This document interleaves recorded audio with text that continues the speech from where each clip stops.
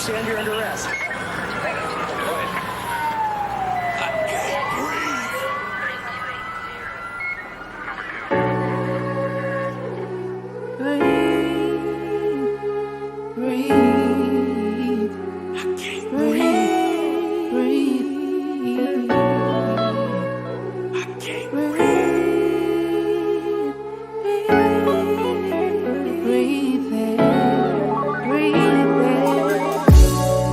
All the hating, all the killings, everybody in their feelings, everybody got opinions.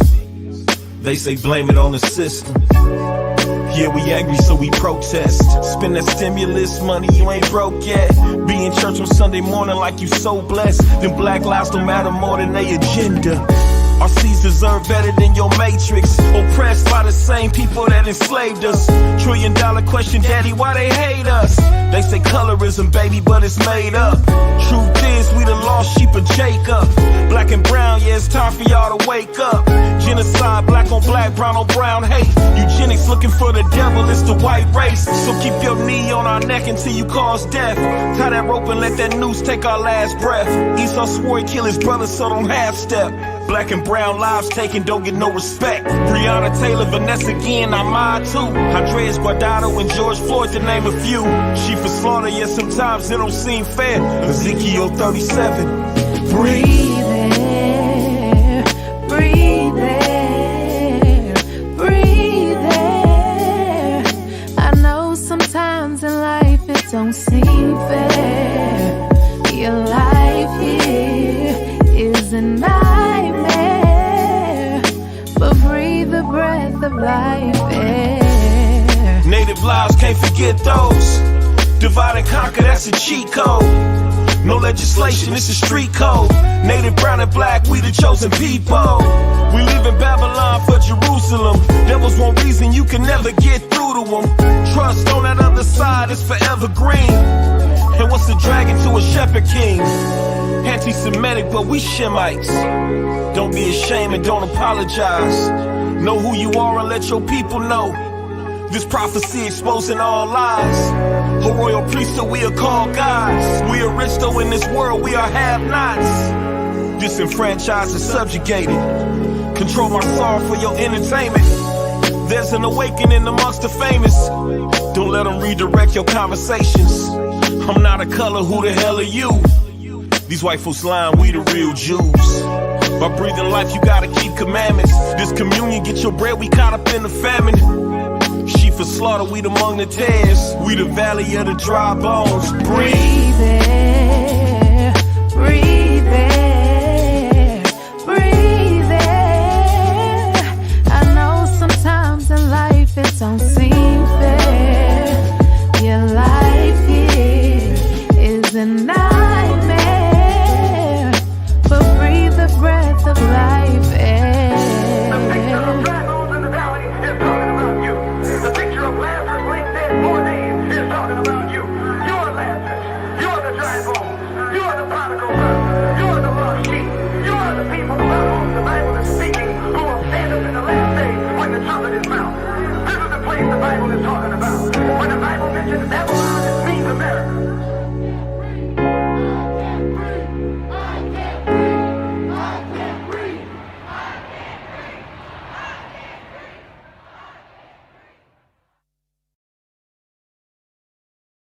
Everyone suffers from police misconduct. Although we deal with our constitutional rights being violated, innocent citizens being arrested, and constant harassment, we sit and do nothing about it. You may be asking, what can I do? Did you know that you may have potentially left hundreds of thousands of dollars floating in the air? Yes, you may have had the rights that you didn't know you have violated. Having your rights violated is more than being abused by the police. Did you know that when you are stopped by police, there is a 75% chance that one of your constitutionally protected rights were violated? The United States Supreme Court have made several rulings making even the smallest of violations by police unconstitutional. Do you know what these violations are? My name is Abaya Israel, and I'm a former police officer and a former sheriff deputy. I want you to download my free ebook and register to take my online video course titled Surviving the Police, so you can learn your constitutionally protected rights. The next time a police officer violates your rights, you will be aware and alert and able to fight back the legal way. Don't be that person who was taken advantage of and you never received compensation because you were unaware. Register for my online video course today, so if you are unjustly targeted by police, you will be compensated. It's time to help put an end to police misconduct. Register today at WeThePeopleUniversity.com.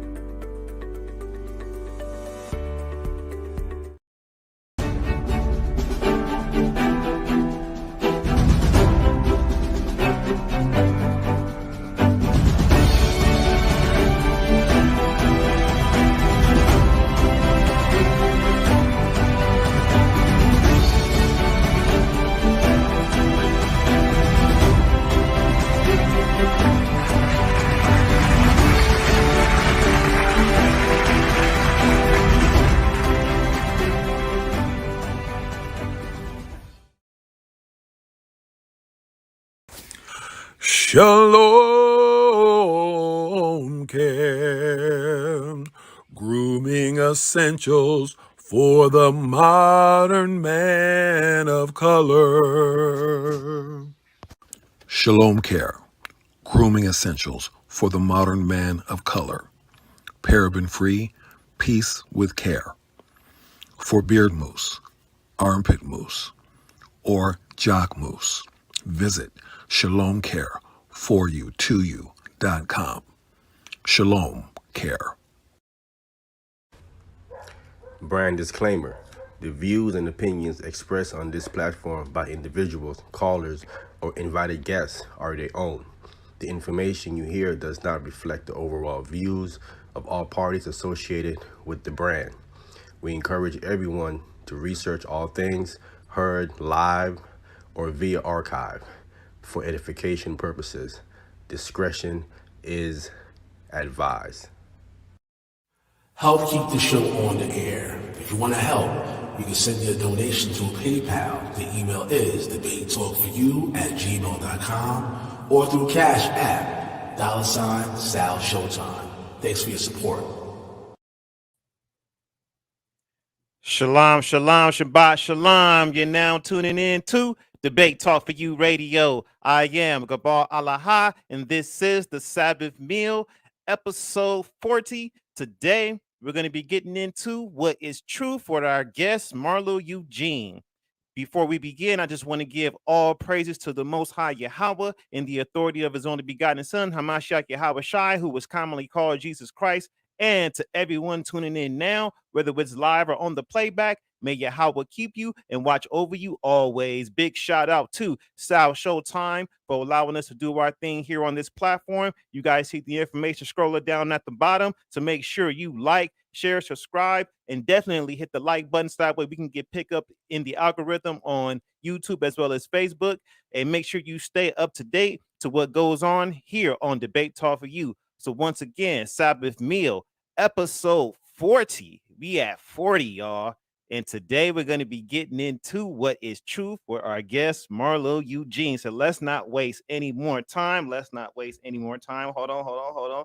Because I got to make sure that he gets a proper introduction. So let me go ahead and bring him in the building. We got Marlo Eugene. Welcome, Marlo Eugene, man. Say what's up to the people. Shabbat shalom. Shabbat shalom. Shabbat shalom. Look, y'all got sound effects and everything now, man. Y'all enterprising. Since the last time I've been on here, man. Y'all done made a lot of changes. But much love to everyone out there. Thank you for having me on, man. Appreciate it. Yeah, most definitely, man. I know you've been on the platform before, when you kind of just gave your background as far as your walk and how you came in, being a Jehovah's Witness, and now you back to share what is truth. So I just in case people don't know who you are, you go ahead and let the people know who you are, what you got going on, and then we'll go ahead and jump right into this. Oh, okay. Well, my name is Marlo Eugene. I guess I'm just some guy, really. I'm a musician by trade. Pay the bills by doing delivery when I'm in the red. But outside from that, I've just been in this perpetual mode of making my ministry my walk, basically. So you might not see me too often on these platforms. Every so often I'll come on for a Q&A or like you guys offered to, allow me to come on and do this sort of symposium and whatnot. But yeah, I'm just here to offer the knowledge in my walk and be refined where it's necessary. And if I'm able to edify, all the more better. But at the end of the day, it's always all praise to the Most High. Yeah. All right. Just want to say Shabbat Shalom to Kalavana, Shabbat Shalom, and Shabbat Shalom to Aramis Thomas, Shabbat Shalom. Definitely appreciate you guys tuning in. Okay. So, well, let's just jump right on into this, man. Let's just jump right on into this. So you just let me know when you want me to bring up what you got queued backstage, and then we'll go from there, man. The floor is all yours. Okay. Yeah, no problem, man. So yeah, once again, Shabbat Shalom, and much love to everyone out there. I'm honored to have been asked to speak on the platform today. When Gabar hit me up and gave me the opportunity to present this sort of symposium, I instantly started racking my brain, trying to think of what topic I'd possibly talk about. And then we got off the phone, and then I started thinking to myself, even more so, why in the world would anyone want to listen to me talk first thing in the morning on a weekend, right? But nevertheless, here we are. And as it stands, there are many fields of study that remain outside of my domain of competency. But there's one topic that I've been obsessed with since fading out of the Watchtower Track Society. I've been delving into it for over a decade, and that would be the nature of truth.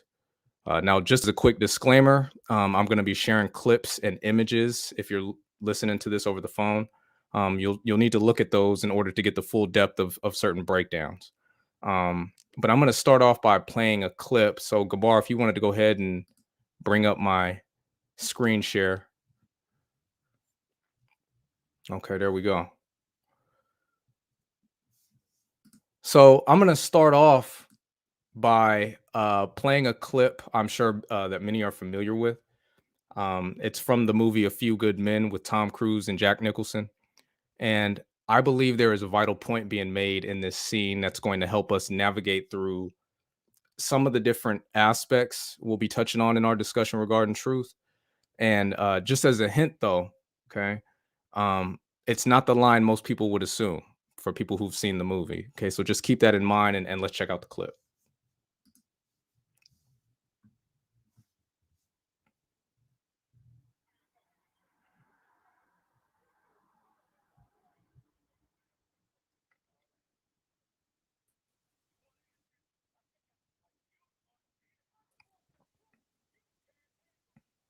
Hey, you may need to drop it out and bring it back in because the audio is not being heard. Oh, okay. So let's see here.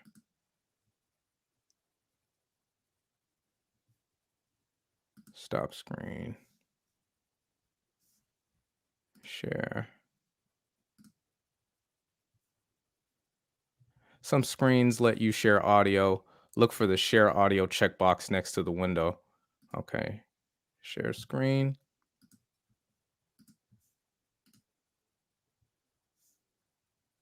All right.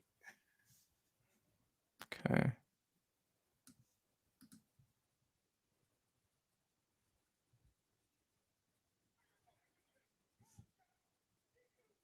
Yeah, Can you- still can't. Nah, I still can't hear it. Can't hear it? Nah. Oh, okay.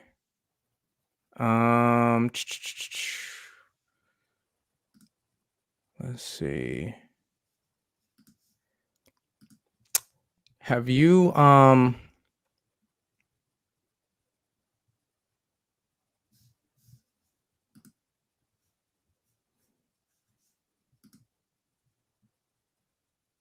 do you know follow these steps to share a video with audio?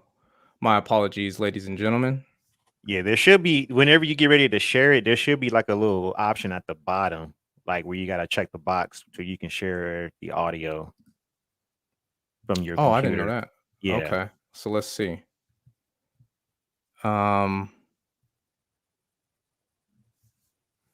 Yeah, it's right before you select your screen or whichever one you're going to share. There should be an option at the bottom. Good, nice. Yeah, I told y'all I'm slow, man. All right. So share screen. And I'm gonna pull it back up.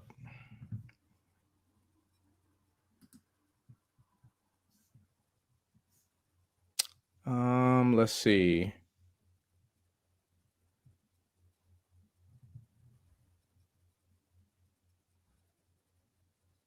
Give me a second, real quick, Bubba. All right. So while he's gathering that, making sure that you guys can check out the video.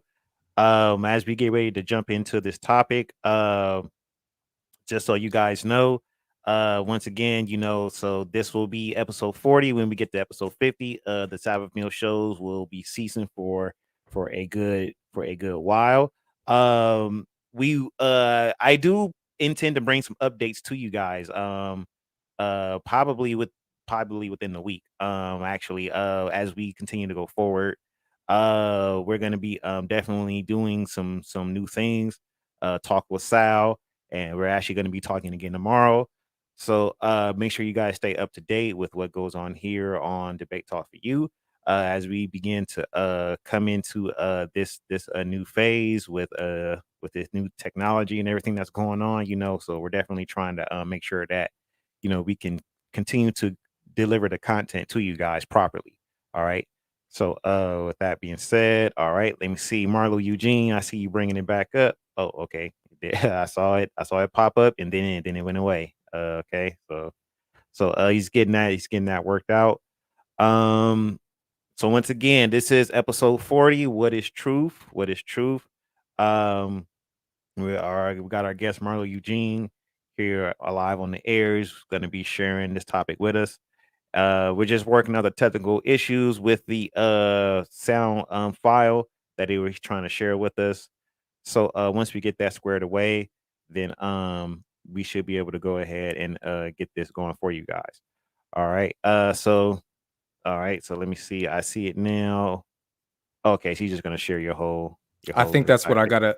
Can you hear me? yeah. I think that's what I have to do in order to be able to share a video with audio. If I Okay. have, yeah, if I haven't already, um,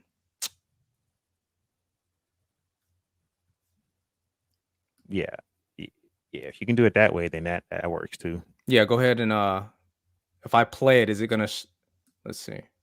Yeah, you just gotta on your because it looks like you're sharing your entire. I don't know if you're sharing your entire desktop. No, this looks like you're just sharing the StreamYard.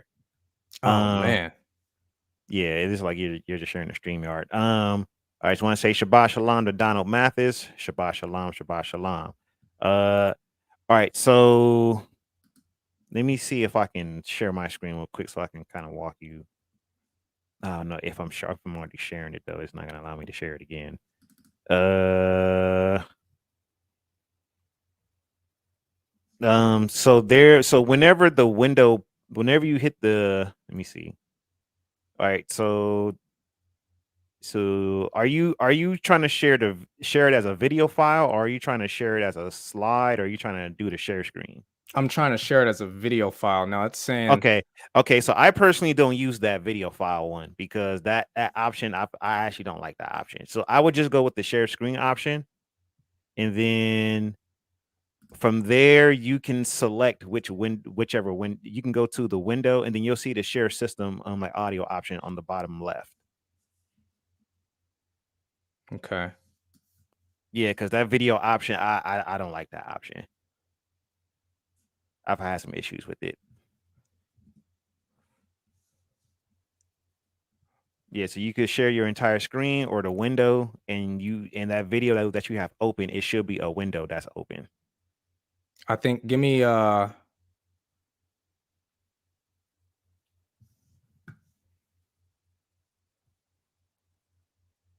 it's gonna be about a minute. So what I had to do is I had to upload the video to one of the tabs. So I apologize to the audience for the technical difficulties. Just bear with me for about a couple more minutes. It's gonna be a little awkward silence because unfortunately I need this. I gotta have the audio in this video in order for the presentation to make sense. So let's see what happens.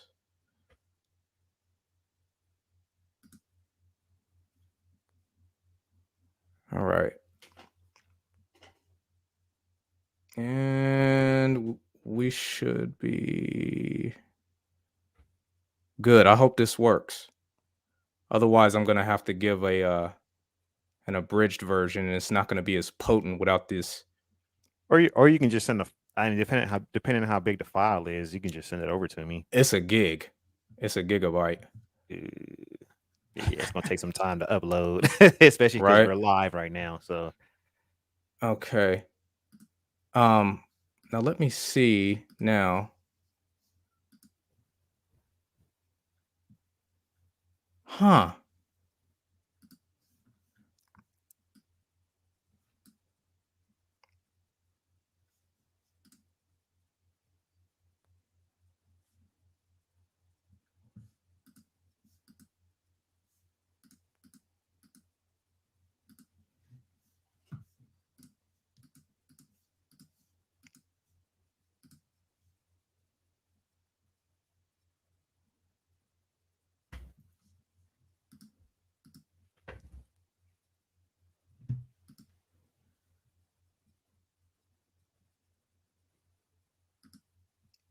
All right, give me 1 second, Gabar.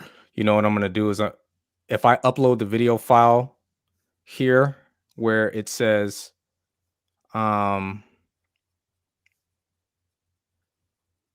see how long it takes. Okay. All right. So let me see this right here.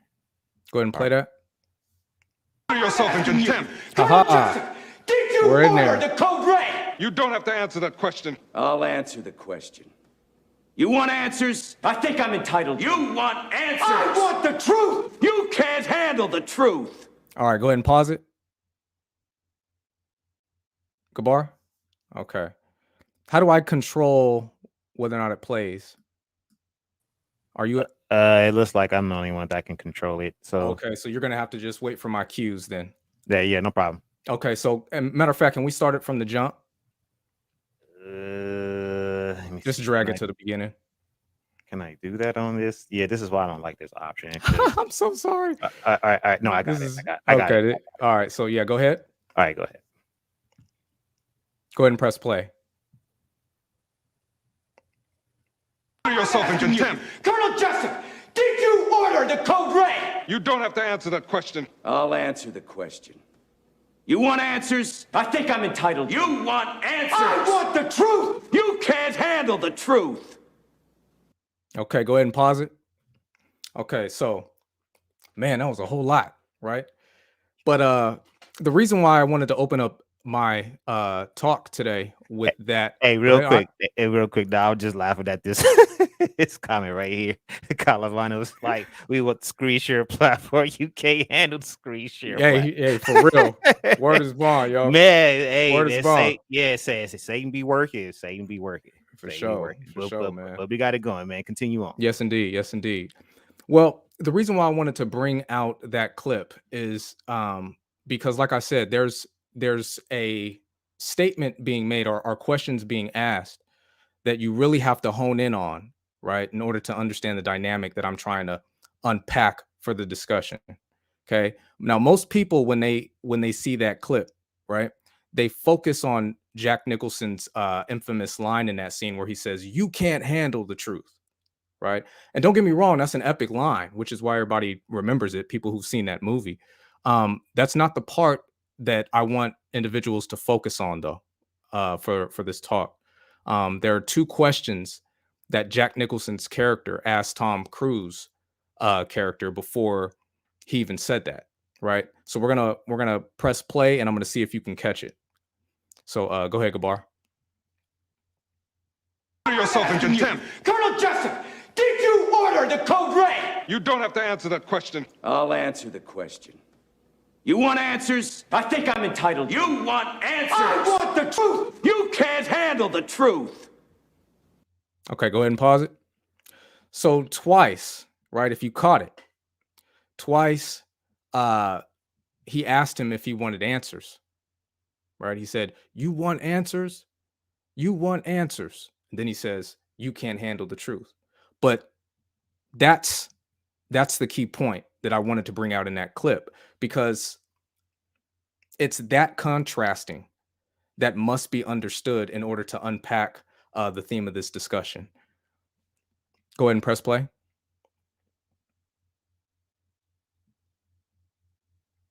Go ahead and pause it. So in the movie, they juxtapose the terms answers and truth, right? And that's critical because at bottom, it's an indication that they're not always a one-to-one correspondence. Okay, just because someone has answered your question doesn't mean that they've given you the truth, right? It doesn't even mean that they've given you the right answer. We might ask the question, is the Sabbath the seventh day, or is it the seventh day after the new moon? Is the proper view of God the Trinity, or modalism, or Unitarianism, right? There's a litany of Bible teachers on and offline, all with different answers to those questions. And we know that we live in a world where people have specialized in giving us answers, right? And we're not always aware of just how involved others are in the pursuit of our minds. Yeah, there are various constituencies out there that are extremely invested in trying to get us to accept whatever it is that they have to offer, to accept whatever answers that they give us, be it the media, the government, corporate institutions, academic institutions, scientific, medical, and religious organizations. Just take a look at some of the different advertisements that come on TV. Think about so-called experts, expert opinions, right? Especially in the scientific community, in the past to the present, right? We're gonna play another part of a clip with a little satire. It's got a little satire sprinkled on top, and it's gonna help drive this point home. So go ahead, Gabar. Go ahead and hit play. Is there anything worse than toothache? Let's face it, guys, when you're facing toothache throughout the day, you need instant relief. Try these Coke toothache drops. As recommended by the experts, and absolutely no addiction. Prefer something to suck on? Haha, I hear you. Try this Cube morphine. Have a suck throughout the day. And it's not just good for toothache, it's good for any aches and pains, as recommended by the experts, and again, absolutely no addiction. Here's a modern day recommendation from the National Post. A study shows that re-inhaling the air in your mask hydrates your lungs and boosts the immune system. That's right, guys. The experts say that breathing in that soggy, toxic air, the carbon dioxide that is actually waste gas, is hydrating your lungs and boosting your immune system. Sounds gross, but a moist mask is good for you. Now, I know these young'uns recommend the sweet, sweet taste of Marlboro, but for me, as recommended by the physicians, it has to be the fresh taste of Camels. The experts say that Camels are so good for you that the government is backing an expensive and large advertising campaign to tell everybody just how good they are. They're banning people from entering any venues who go against this, and large social media platforms are banning and censoring any information that is deemed to be disinformation. Keep listening to those experts and don't ask bloody silly questions. Just keep listening, safe in the knowledge that absolutely nobody is corruptible, especially people who have letters after their name. Ta-ta! Do you have any people Gabar, being paid? can we roll it back a little bit? Go ahead and hit play again. That is deemed to be disinformation. Keep listening to those experts and don't ask bloody silly questions. Just keep listening, safe in the knowledge that absolutely nobody is corruptible, especially people who have letters after their name. Ta-ta! All right, go ahead and hit pause now. Okay, I love that clip. But we know these things, right? We even know that there are entire divisions within political intelligentsia, right, that are devoted to a study of the human psyche, right? And it's with this express purpose of developing manipulative tactics to convince us of things, right? So I know we let that clip slip a little bit further, And that was a scene in, it wasn't actually a scene, it was a court case with the CIA in it, right? So go ahead and hit play and let's check that out.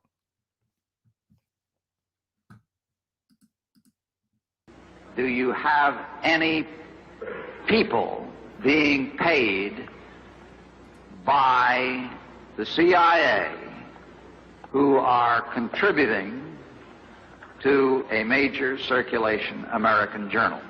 We do have people who submit pieces to American journals. Do you have any people paid by the CIA who are working for television networks? This, I think, gets into the kind of getting into the details, Mr. Chairman, that I'd like to get into in executive session. At CBS, we had been contacted by the CIA. As a matter of fact, by the time I became the head of the whole news and public affairs operation in 1954, ships had been established, and I was told about them and asked if I'd carry on with them.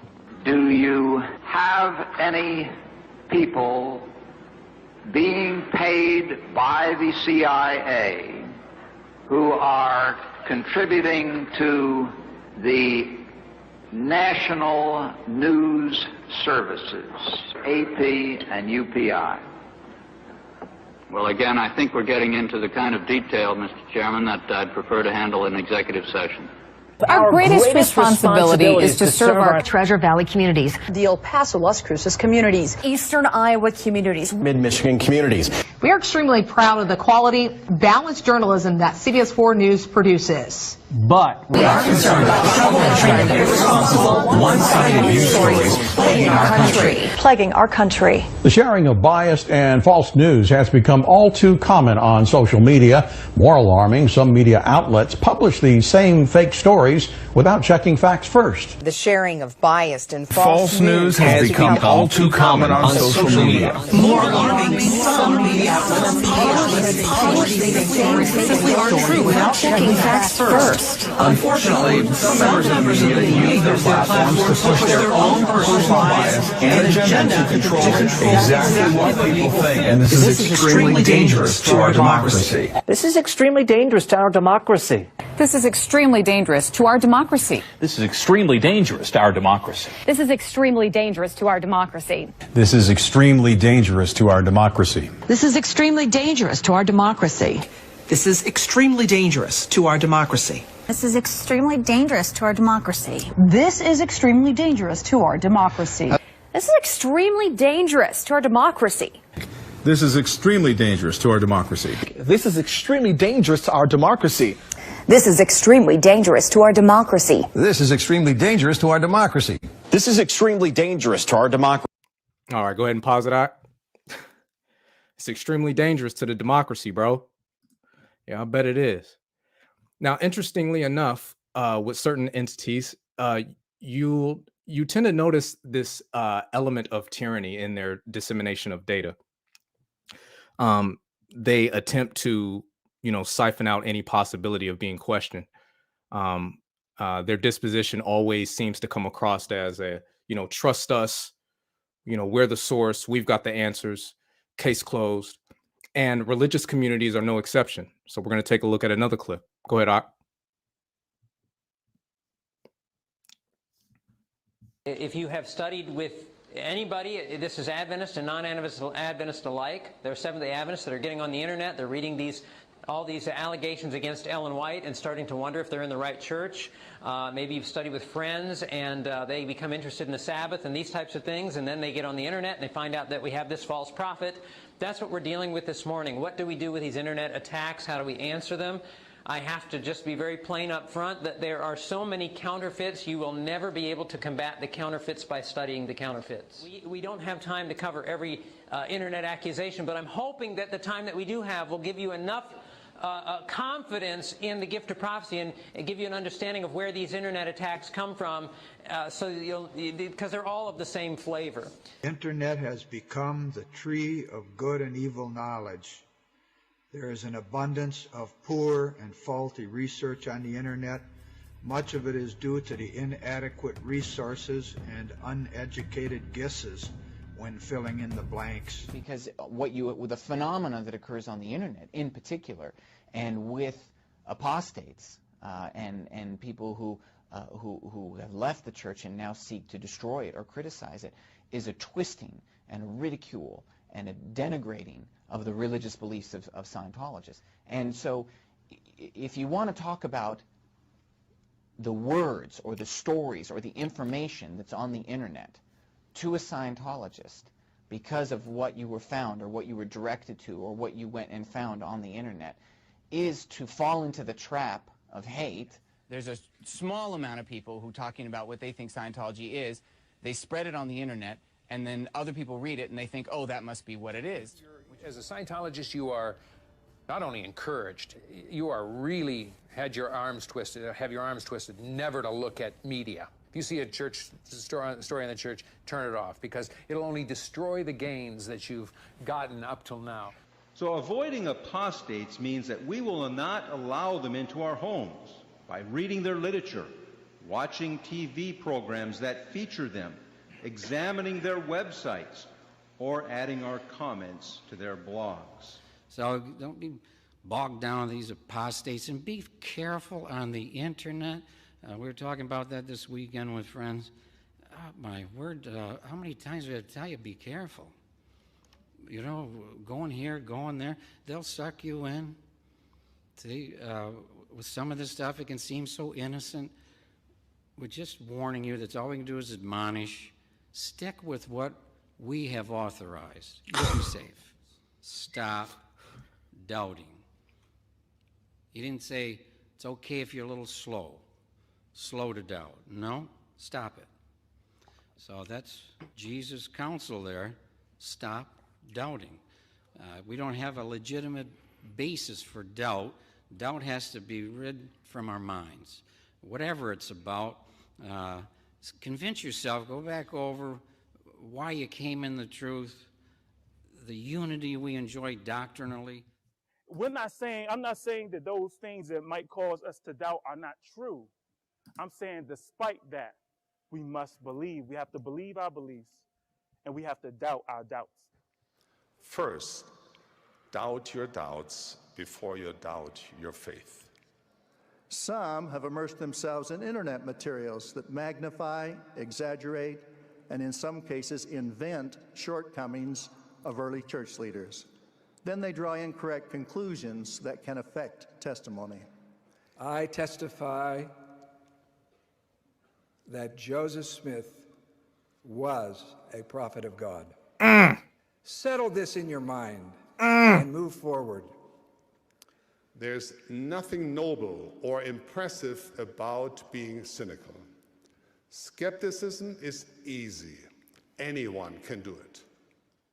Why then would we trust our faith and our eternal souls to websites that contain information posted by ill-informed bloggers posing as experts and predatory propagandists who seek to destroy faith?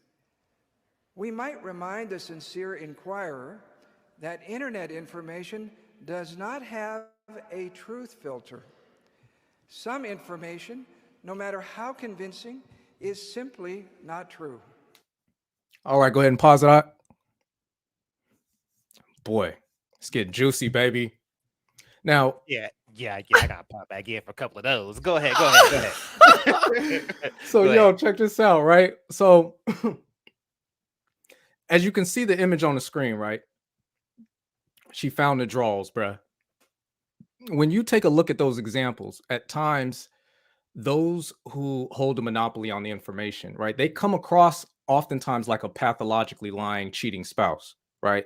Now I've been in a situation where I was in a relationship like that, so I can attest to this, with experience and what it's like. They lead you to believe that you can't trust your own senses, right? And your senses might be nagging at your suspicions that you're not getting the full truth when you're asking questions or when you're inquiring, right?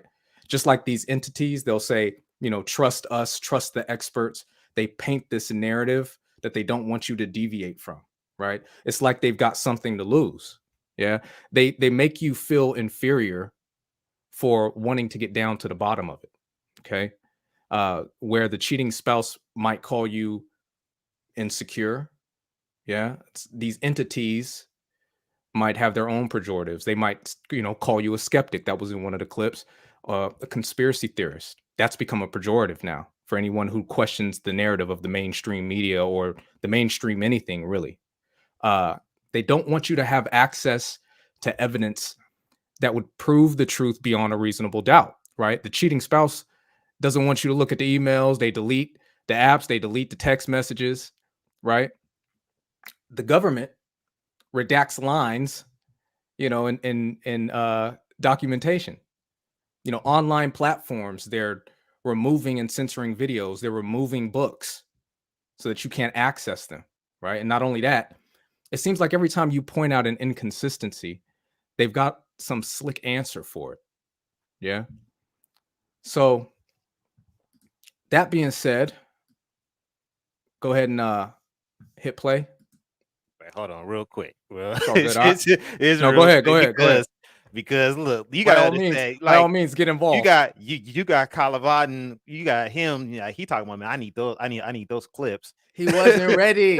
He wasn't ready. I didn't know you were gonna come with those kind of clips. Yeah, that's why I told you, bro.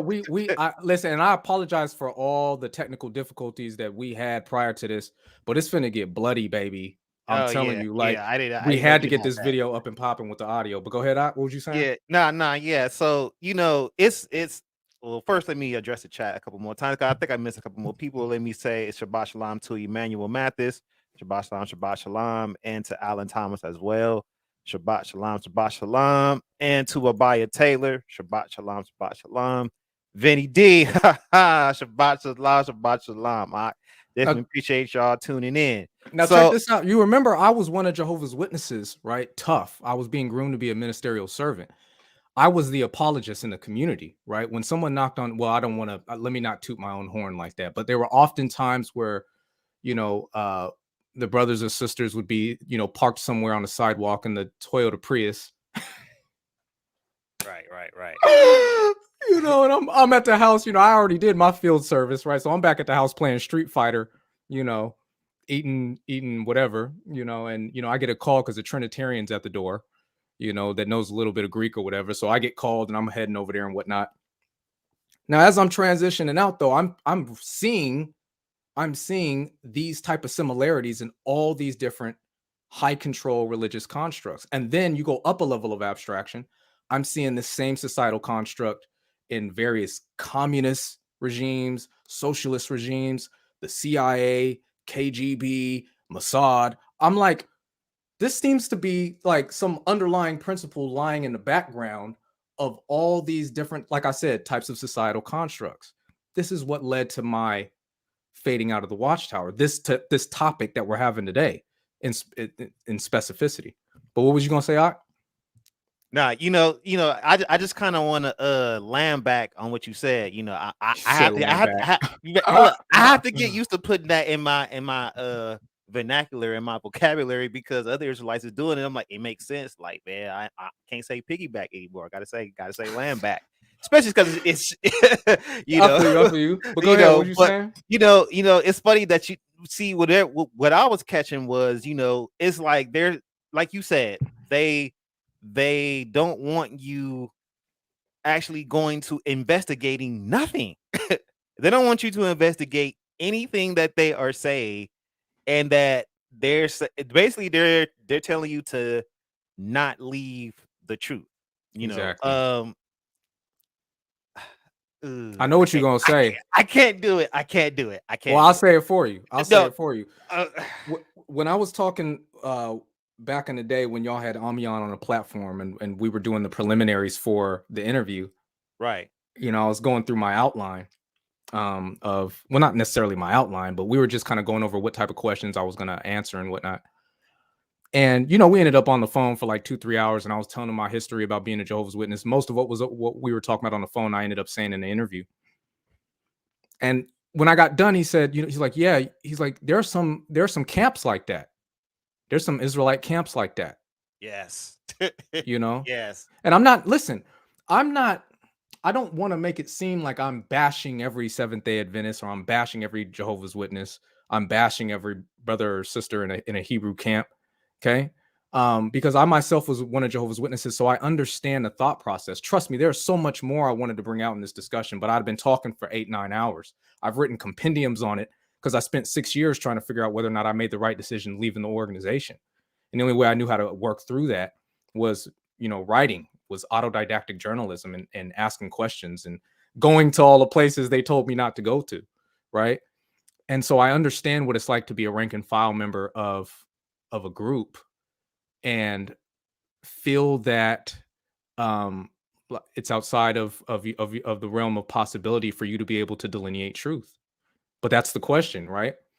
Truth versus answers. See, Okay. man, you look. You dropping a lot of buzzwords. No, go ahead. Yeah, because I'm catching them. I don't know if everybody else catching them, but you dropping a lot of buzzwords, and I'm like, ooh, that's why I'm like, I can't say nothing because ooh. But anyway, hey man, where the shoe fits, right? Wherever the shoe fits. Exactly. That's all. That's all we gonna say. Right. But it's funny that you have brought that out, because I just want to bring out one scripture real quick before you continue on. No, go ahead. Do your thing. I just want to bring out one scripture, and it's I'll just do it like that for now, since that will have to deal with the hassle of juggling between screens. All right, so now 1 Thessalonians 5:21. Prove all things, hold fast that which is good.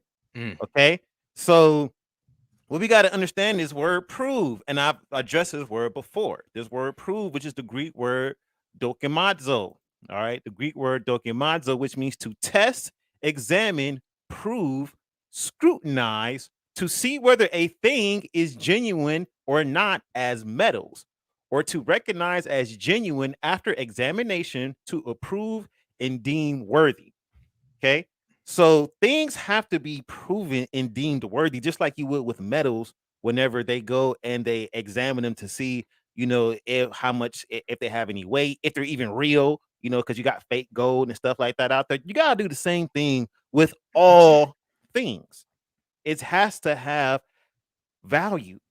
It has to bring value, okay, to your walk, to your life, to whatever can be applied. Okay. Yeah, just like the brother Vinny said.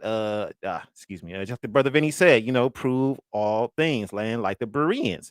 All right. And Marlo, I remember you had dropped in on one of the shows, and I was like, yeah, Berean mode. Right. Facts. Right. So you gotta, this is what we must do. Okay. So with that, let me go ahead and yield there, and we can get back to this video at hand. Okay, go ahead and press play real quick. Well, once you pull it back up on the screen, go ahead and press play and pause it. Okay, so as far as I can tell, in the pursuit of truth, you're going to run into two primary obstacles. Okay, one is properly defining truth, and the other is determining a method to help us ascertain truth when we've received a multiplicity of different answers. Okay, go ahead and hit play again. Pause it. Okay, so first things first, defining truth. Now, simply put, okay, truth is merely the actuality of any given occurrence.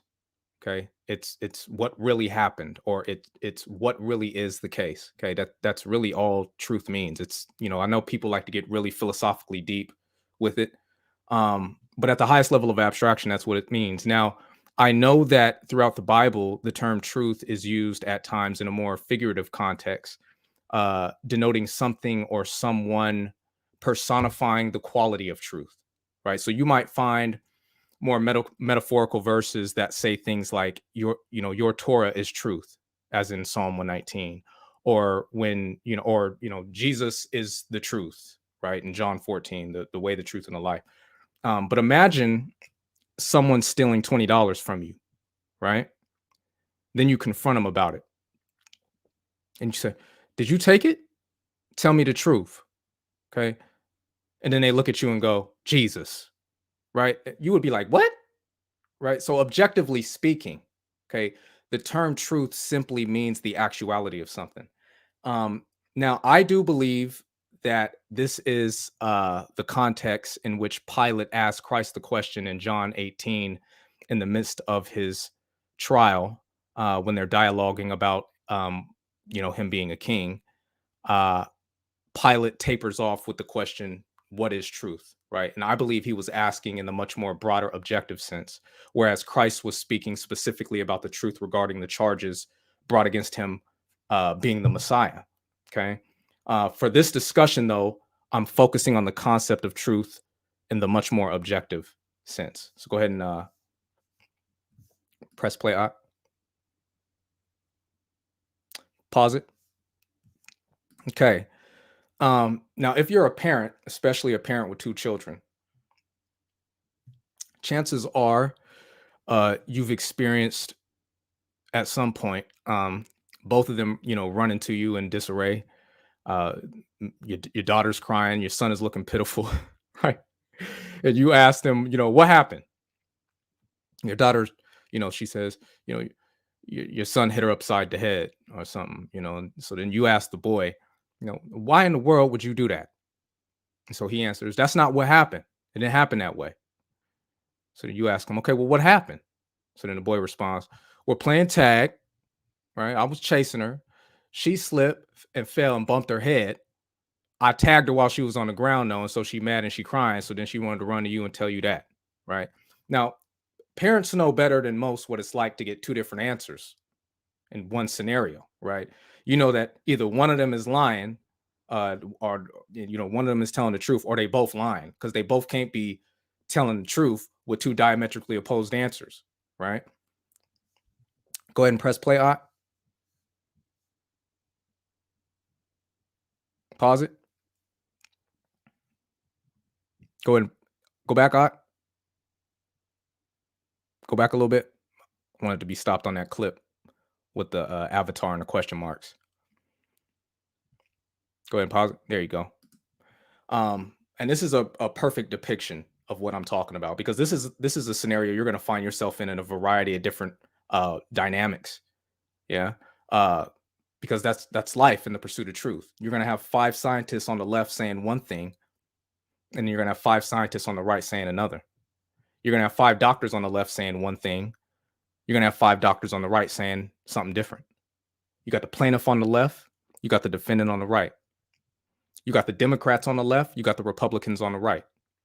You got the Torah keeper on the left. You got the non-Torah keeper on the right. You got pro-vaccine on the left. You got anti-vaccine on the right. You got intelligent design on the left. You got atheism on the right. You've got flat earther on the left. You've got globe earther on the right. Okay. At the highest level of abstraction, we've got to determine, though, what rubrics to employ to delineate what the truth is, because we've already defined it, but now we have to know how to be able to detect it when it comes across us. So we're going to take a look at the Genesis account of Adam and Eve found in chapter 3, and we'll start in verse 1 and work our way through some of the following passages, and then hone in on some of the dynamics at play in the story to help me make some of these points. So go ahead and hit play. And then hit pause. All right, so I'm gonna go ahead and read this. This is Genesis chapter 3, starting in verse 1. It reads, now the serpent was more crafty than any of the wild animals Yah Elohim had made. He said to the woman, did God really say, you must not eat from any tree in the garden? The woman said to the serpent, we may eat fruit from the trees in the garden, but God did say, you must not eat fruit from the tree that is in the middle of the garden, and you must not touch it or you will die. You will not certainly die, the serpent said to the woman. For God knows that when you eat from it, your eyes will be opened, and you will be like God, knowing good and evil. When the woman saw that the fruit of the tree was good for food and pleasing to the eye, and also desirable for gaining wisdom, she took some and ate it. She also gave some to her husband, who was with her, and he ate it. Go ahead and press play.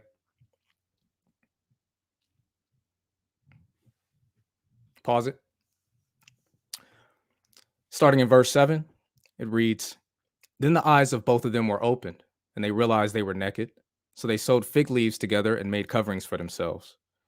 Then the man and his wife heard the sound of Yah Elohim as he was walking in the garden in the cool of the day, and they hid from Yah Elohim among the trees of the garden. But Yah Elohim called to the man, 'Where are you?' He answered, 'I heard you in the garden, and I was afraid because I was naked, so I hid.' And he said, 'Who told you that you were naked? Have you eaten from the tree that I commanded you not to eat from?' The man said, 'The woman you put here with me, she gave me some fruit from the tree, and I ate it.'" Go ahead and press play out. Pause it. "Then Yah Elohim said to the woman, 'What is this you have done?' The woman said, 'The serpent deceived me, and I ate.'" Right? Then we got a follow-up text, 1 Timothy chapter 2, verse 14. "And Adam was not the one deceived, it was the woman who was deceived and became a sinner." So there's several points of interest in this account in relation to today's topic. Okay. We're presented with two diametrically opposed answers with regards to the tree in the middle of the garden. Okay. One saying that eating from the tree in the middle of the garden, it leads to death. The other saying that eating from the tree in the middle of the garden leads to life more abundantly. Now, according to the remaining verses in chapter 3 that we didn't read, you'll see that both Adam and Eve suffered dire consequences for eating from that tree, and ultimately died due to that decision. And we find Paul in that text in 1 Timothy highlighting a specific difference in the error between Adam and Eve in that mistake.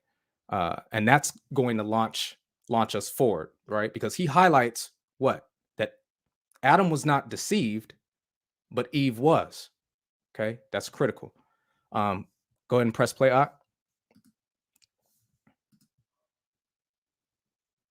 Pause it.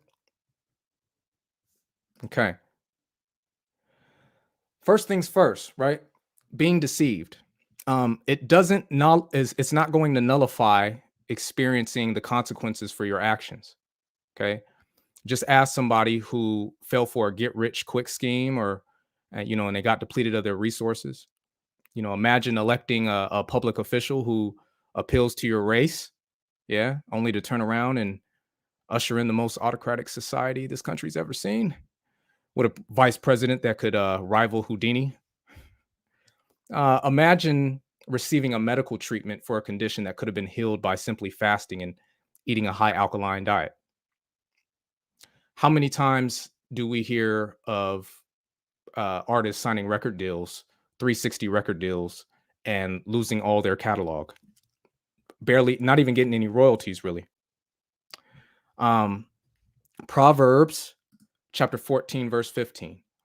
"The naive believes everything, but the prudent gives thought to his steps," right? And lambacking, as you would say, off of the verse in 1 Thessalonians, like you brought out, we have to prove all things and hold fast to that which is good.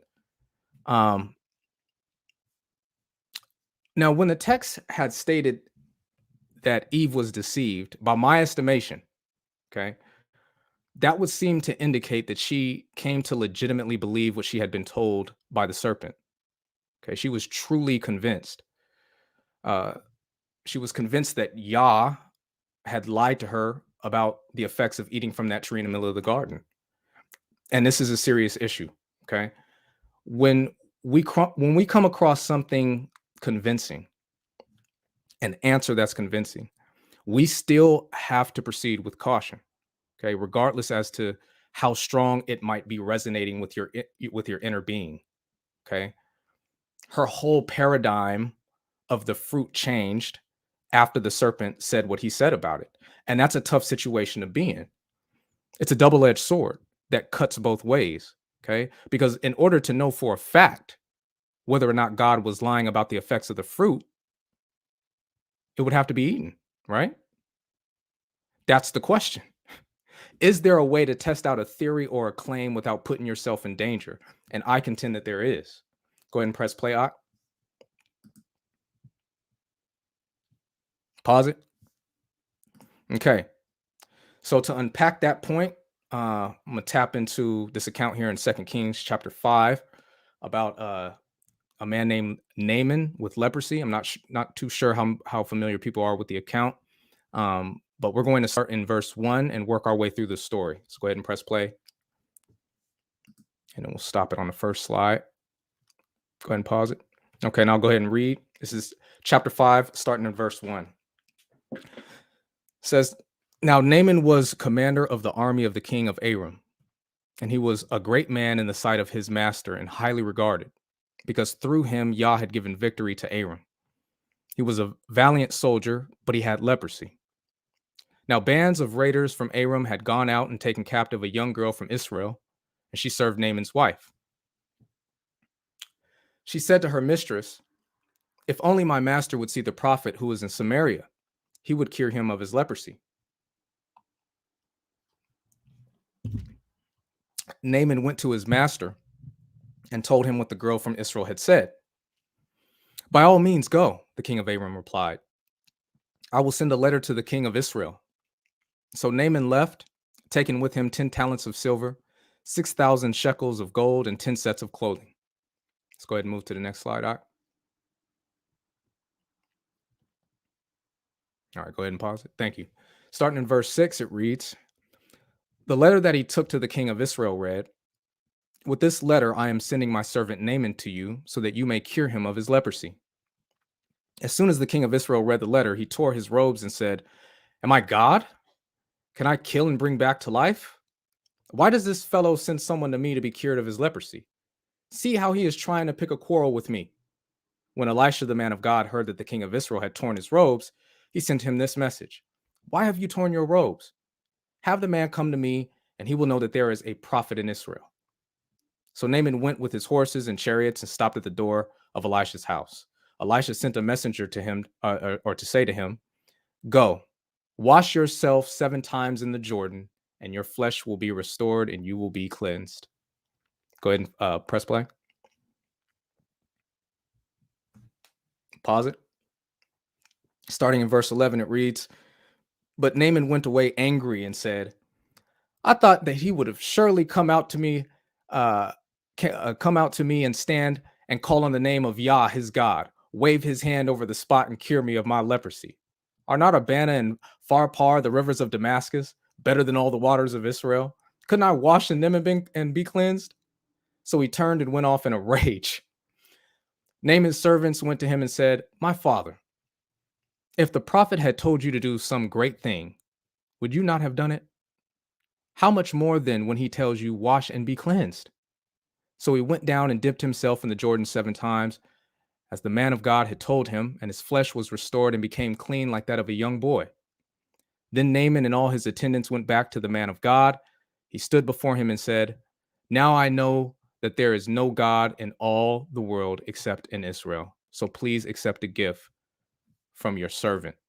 Okay, so in this instance, a man with leprosy is told by a prophet that if he dipped in the Jordan River 7 times, he'd be cured of his leprosy.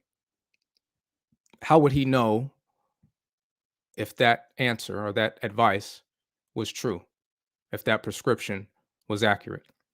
Well, he would have to dip in the river. He would have to apply to counsel. Now, what's interesting is that unlike Eve, Naaman was not convinced at all about what he was being told, right? And when he heard about it, he got angry. But did you notice the dialogue that Naaman had with his servants? I believe one of the most pivotal parts in this account is when his servant basically pointed out that he wasn't being asked to do something extravagant. The Jordan River wouldn't make his condition any worse. And that's the key. We have to find a way to test out claims where the results thereof won't leave us in such a dire position. And, there's a difference between someone offering you $1 million to answer trivia questions and someone offering you $1 million to play Russian roulette, right? Maybe he'll pay you, maybe he won't. but only one of those games is going to could possibly lead to your death. I would argue could definitely lead to your death, because answering trivia questions won't ever kill you. Okay.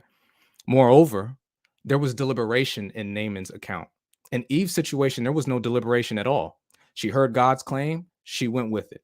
Then she heard the serpent's claim, and then she went with that. That's it.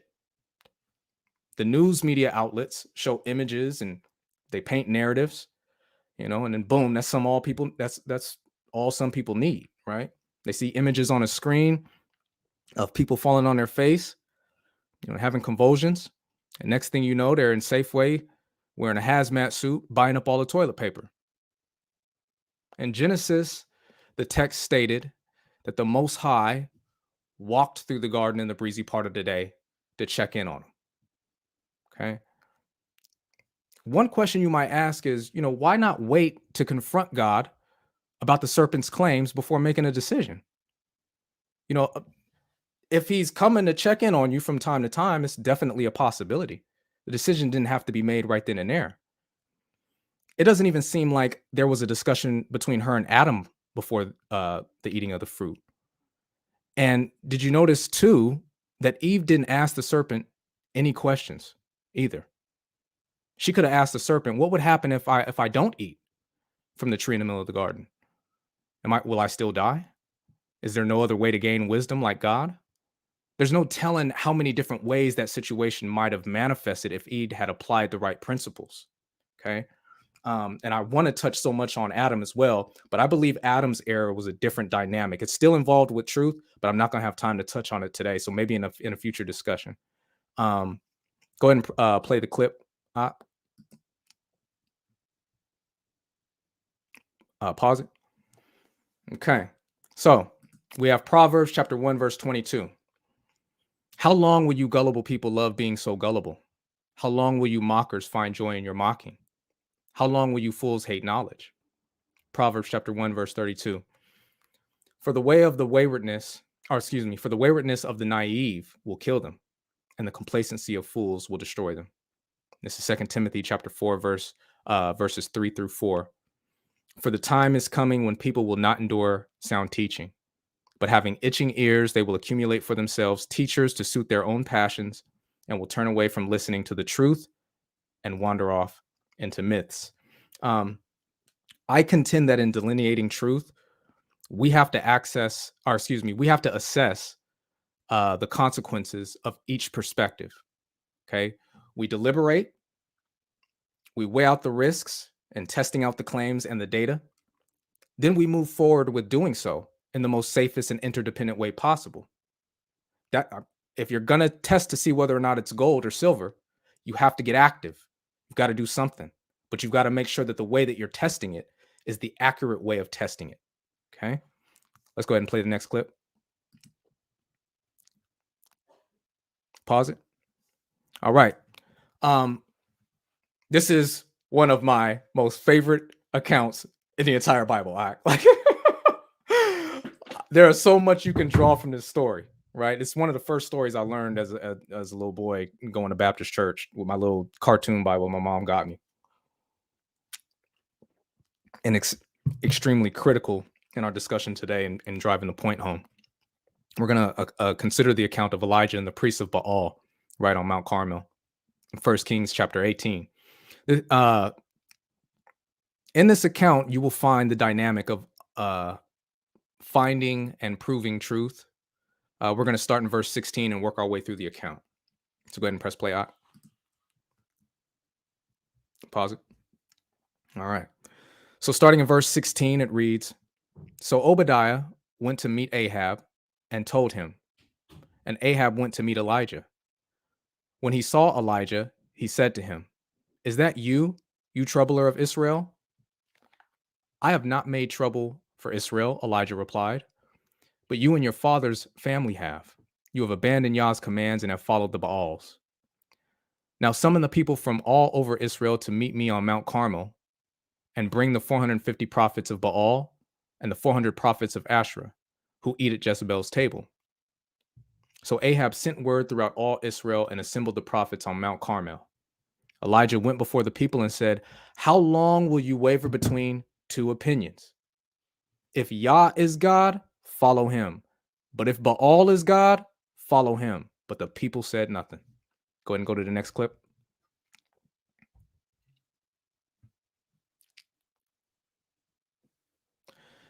Starting in verse 22, it reads, "Then Elijah said to them, I am the only one of Yah's prophets left, but Baal has 450 prophets. Get 2 bulls for us. Let Baal's prophets choose one for themselves, and let them cut it into pieces and put it on the wood, but not set fire to it. I will prepare the other bull and put it on the wood, but not set fire to it. Then you call on the name of your God, and I'll call on the name of Yah. The God who answers by fire, he is God." Then all the people said, "What you say is good." Let's go to the next clip.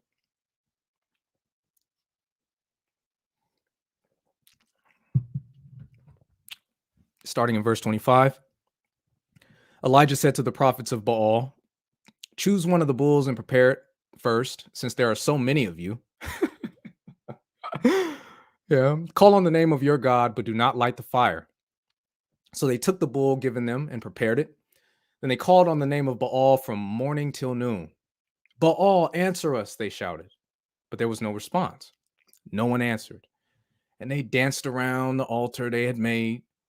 At noon, Elijah began to taunt them. "Shout louder," he said. "Surely he is a god.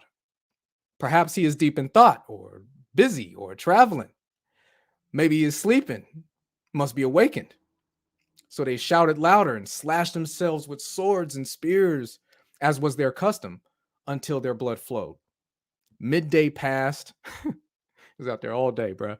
Midday passed, and they continued their frantic prophesying until the time for the evening sacrifice. But there was no response. No one answered. No one paid attention.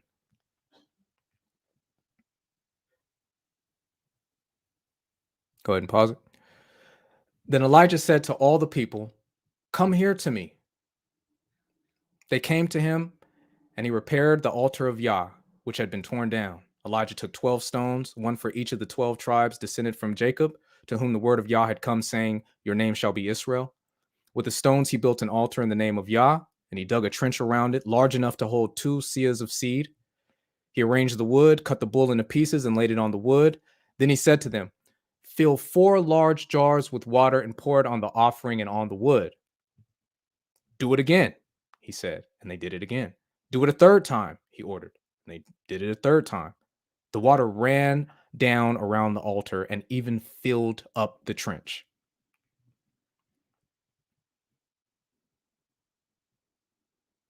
Starting in verse 36. At the time of the sacrifice, the prophet Elijah stepped forward and prayed, "Yah, the God of Abraham, Isaac, and Israel, let it be known today that you are God in Israel, and that I am your servant, and have done all these things at your command. Answer me, Yah, answer me, so these people will know that you, Yah, are God, and that you are turning their hearts back again." Then the fire of Yah fell and burned up the sacrifice, the wood, the stones, the soil, and also licked up the water in the trench. When all the people saw this, they fell prostrate on the ground and cried, "Yah, he is God. Yah, he is God." Whoo, that is a juicy text. Okay, so what do we find in this instance with Elijah, right? Once again, 2 dispositions. On the one end, Baal is the true God. On the other end, Yah is the true God. Right, here we go again. 2 different answers. What rubrics should be employed to delineate which side had the truth? Did Elijah go back and tell them to bring out a podium? Right? Check this out. This is what we're gonna do. Go get the priests of Baal. Okay. All right. Are they over here? All right. Cool. Okay. We're gonna start off with 15-minute opening statements, after which there'll be 20-minute rebuttals, followed by a Q&A segment. Please keep your questions brief. No, that's not what they did. Right? Moreover, Elijah was outnumbered by hundreds. Now, why is that significant? How many times have you heard someone say, "You think you're right, and all those scientists are wrong? All these Bible scholars, Gabar, that came to this conclusion, but you think you're right? How can all these credible sources be wrong? Look at all these books. Look at all these degrees they got on the wall. Look at how many different experts in the field peer-reviewed these documents, right? Elijah was 1 against 450 Baal priests, and by extension, 400 Asherah priests. Elijah even put himself at a disadvantage by drenching the altars, right? He has such a laid-back disposition, right? You see them summoning Baal, right? But that's how truth works. It's fixed. So you don't have to worry about anything, okay? Elijah knew that the altars getting lit up wasn't contingent upon his abilities. 2 + 2 = 4 has nothing at all to do with Marlo, right? It has nothing at all to do with what I'm capable of. It's either true or it's not true. All we got to do is add them up. It's that simple. Elijah got so confident, he was taunting them. He was talking mess. Yo, maybe Baal is on a trip or something. Maybe at Disneyland or something. I don't know. Maybe he can't hear you. Maybe he's asleep, taking a nap, something. Wake him up, right? That's how confident truth makes you when you know that you're on the right side of truth, because it's axiomatic, right? It makes me think of some in the scientific community in modern day, right? They put so much stock, not in reality, but in their theories, right? They get so sure of themselves. But you see the spirit of Elijah, right? Bring all your sources. Bring all your degrees. I'll put myself at a disadvantage. Let's test out all those elaborate theories and claims that you make. So I'm going to play this. We're going to play this next clip and see how it really drives that point home in modern day. It's not correct that there is such a thing as biological sex. And I'm a historian of medicine. I can unpack that for you at great length if you want, but in the interest of time, I won't. So that's a very popular misconception.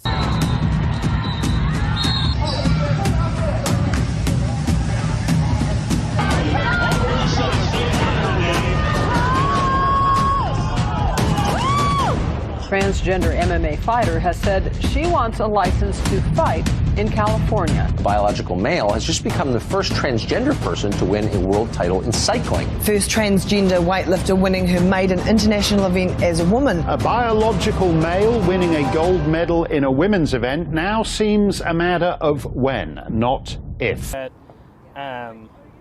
not more than like man and woman. Are you arguing there's not a difference between sex and gender, or? Yeah, I think there are 2 genders, male and female. Okay, so you're saying that male and female is a gender, not a sex. Yes. Okay, so. Both. Okay, and see that's where I would have to disagree. Okay, how so? Saying that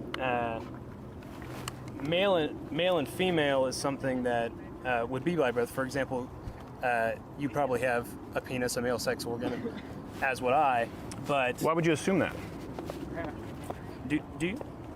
But you assumed it, though. Okay, I did. I apologize. No, listen, you don't need. Yeah. I'm not trying to do any gotcha. Yeah. It's interesting to me that you assumed that I have a penis. Okay. Because you seem. I don't know, man. How many genders are there? I would say if we're, we would say that there are 2 genders, being man and woman, okay. And then that there would be people that don't accept either of those, and that would be in a X or non-identifying category. But what's the number? How many genders are there? I couldn't tell you. Go ahead and pause it. I'm sorry, y'all. This is. I'm sorry, guys. Before we continue on, wait, bro, this is the world we live in. I'm over here wiping tears from my eyes. Man, I'm trying to tell you, bro. This is the world we live in, bro. Check this out. People have gotten people get so enamored by their theories that they don't realize how far away from reality that they've broken. That's why I love that account in Elijah, right? I'm not finna sit here and argue with you all day. I'm not about to sit here and argue with you all day about biological sex and gender. This is what we finna do. I'm gonna give you the advantage. Okay. I'm gonna let you get your best tennis player, and I'm gonna go get my weakest male I'm gonna go get my weakest male MMA fighter in the same weight division.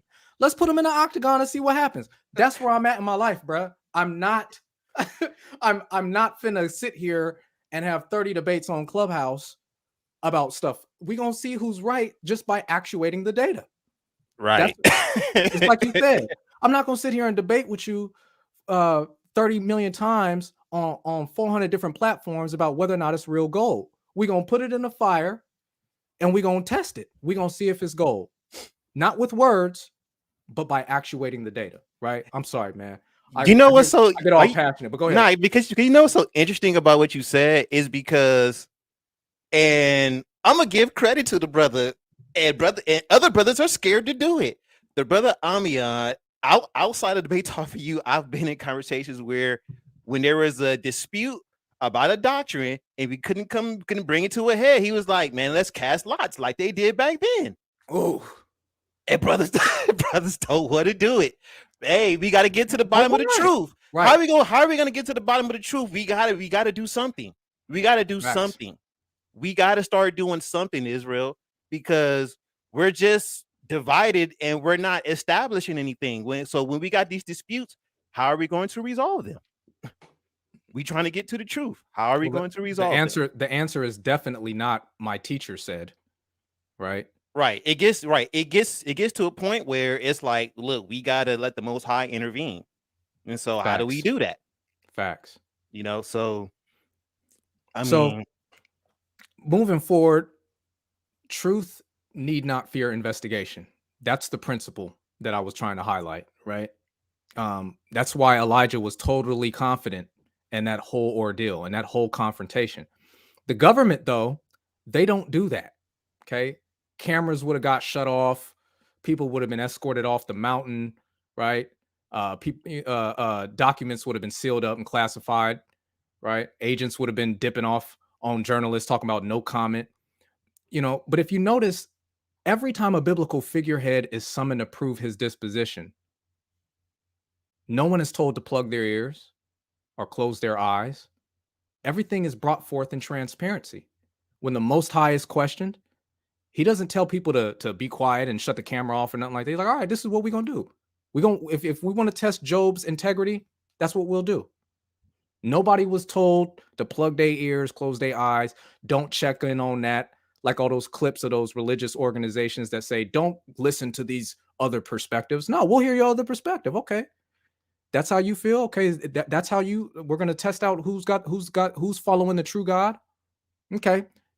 I'm going to give you all day to do your rituals. Cut yourself up, dance around. Okay. Just put everything out there. That's how truth works. We also see, though, that Elijah didn't simply guilt the Hebrews into believing. And that's another fatal issue that I see in many different constituencies. He put everything out on the table in front of them. The proof was in the results that they all experienced when the altar was set on fire. Okay. That's what convinced them. I can understand and I can relate to individuals who have doubts about different things. The doubts aren't the issue. That was another thing that I saw in the clip with Tony Morris. He's a governing body member of Jehovah's Witnesses. People get hounded on for doubting things, and doubt is not an end. It's a means to an end. Now, your doubt can take you off into nihilism and disbelief. Excuse me. Or it can lead you into becoming a very, very strong proponent in an axiomatic disposition, because your doubt can lead you to research stronger, to test things the same way that you see that these biblical figureheads did in times of antiquity, right? So just like in the garden, right? Yah wasn't standing in front of the tree preventing anyone's access to it, right? That's how the challenge and the doubt is dealt with. Okay. We even see this when Thomas doubted Christ. He doubted his resurrection in John chapter 20, which we've got pulled up on the screen.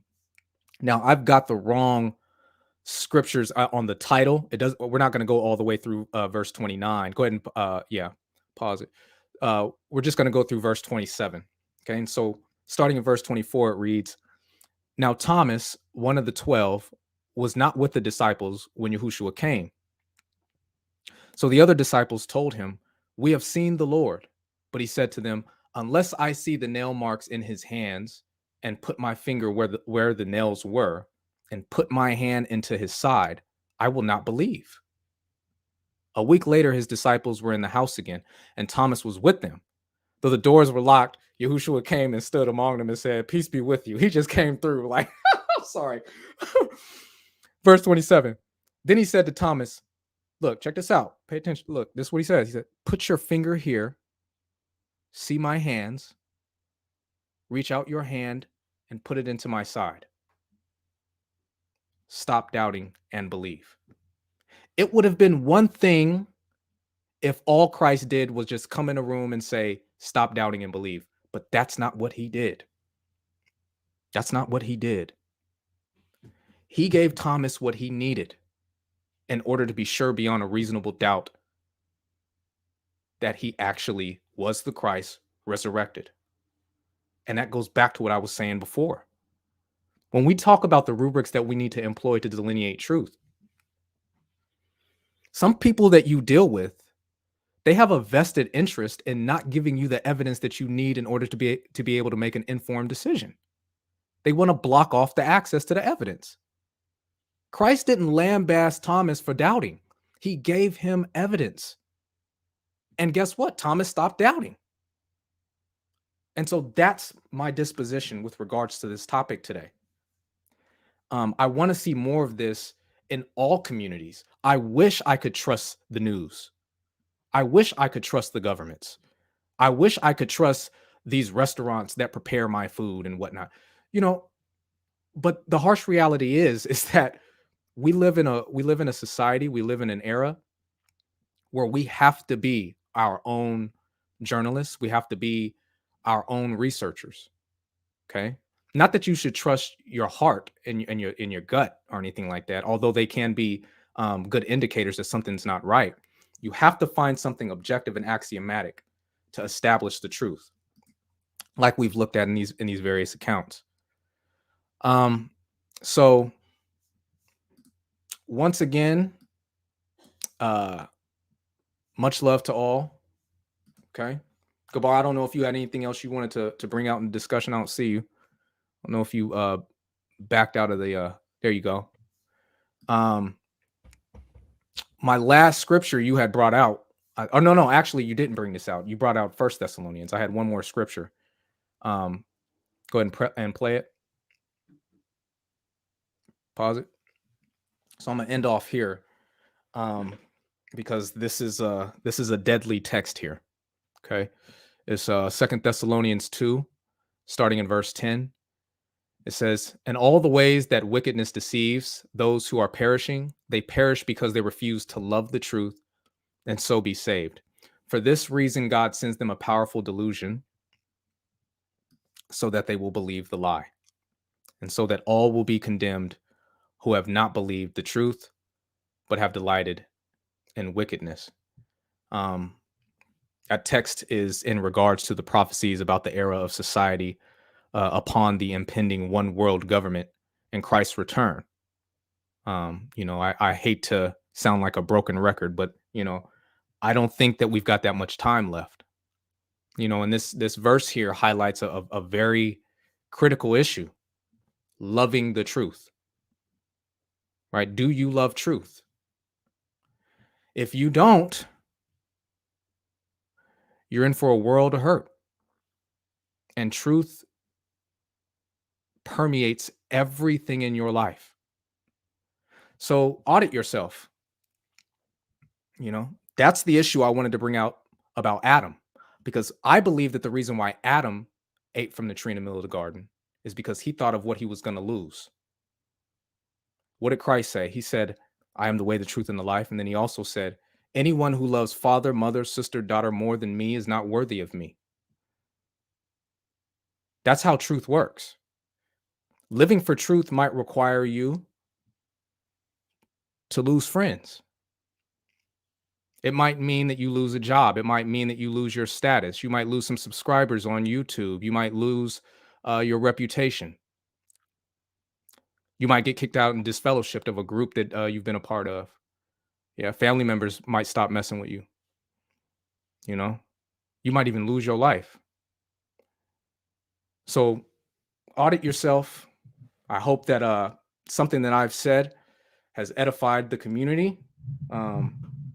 You know, I'm always open to being refined, and God knows I'm a blistering idiot. So anytime I've contributed something that makes sense, all praise always goes to him. And I'm always thankful for opportunities to be involved and contribute. This stuff is fun to me. I love you all so much. I really do. I'm not just saying that. Yeah, that's pretty much it. All right, y'all. Oh, let me change it out quick. There we go. All right, y'all. So there you have it. There you have it, man. Before I begin, first, let me do this because you left a lot of blood, man, on your way to this finish line. So you got. It wasn't easy, bro. It was kind of choppy. Wait, Yeah. we got sound effects. Yeah, man. Because you left a lot of bodies on the way, man, to this finish line. All praise to the Most High, man. You know, but yeah.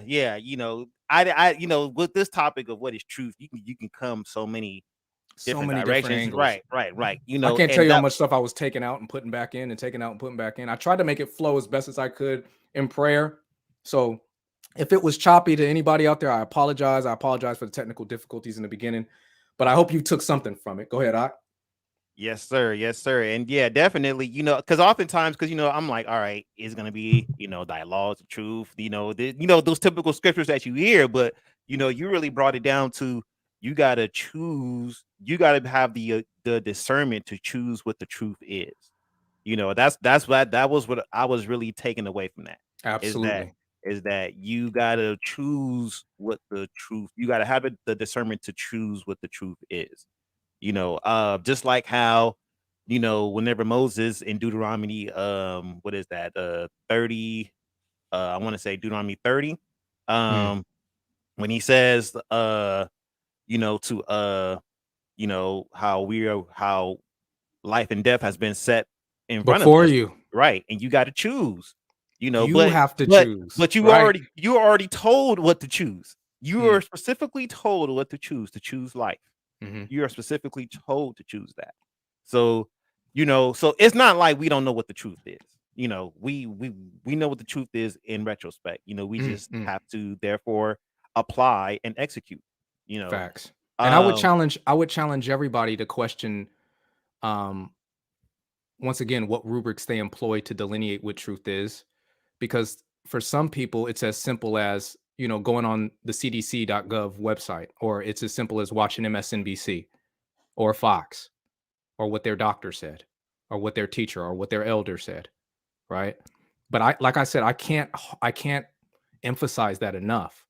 If what you're teaching does not match the reality, right? Just like we saw with that transgender, okay? You might want to reconsider. And that applies to everything, especially your faith. I'm off my soapbox because if I keep going, I'm gonna be talking for another hour. Hey, look, and look, I'm with Calavana. I need those clips. I'm gonna need that clip. You could just give me that. You could just give me that clip right there, because yeah, I was like, okay, I'm like, oh, okay, he's going that route. I'm gonna send you the clips with the beats today. I'm gonna send you the clips with the beats. I'm gonna put some beats I'm gonna put some beats in the background. Yeah, man. One whole package. Yeah, man. You need some music scoring in that one, because that right there. If I would have known that, I'm like, nah, man. You know what? Let's just push this back, because you need to make sure that video is on point. We just gonna let that video run. Much appreciated. You know, but yeah, indeed. Just like Abaya Taylor said, like, definitely bloody trail. It was the bloody trail. You know, you know, so also too, just want to say Shabbat Shalom to Michael Paul. Shabbat Shalom. Definitely appreciate you tuning in. Who else we got, man? See if I missed anybody. Shabbat Shalom to Israel, man, to Israelite man. Shabbat Shalom. And we also got AC in the building. Shabbat Shalom. My big brother in there, FFM family. Oh, okay, okay. Yeah, Shabbat shalom, Shabbat that's my big shalom brother. to Yashua, Josh, Yaz, Salaki, man, forgive me, Josh, Yaz, our L.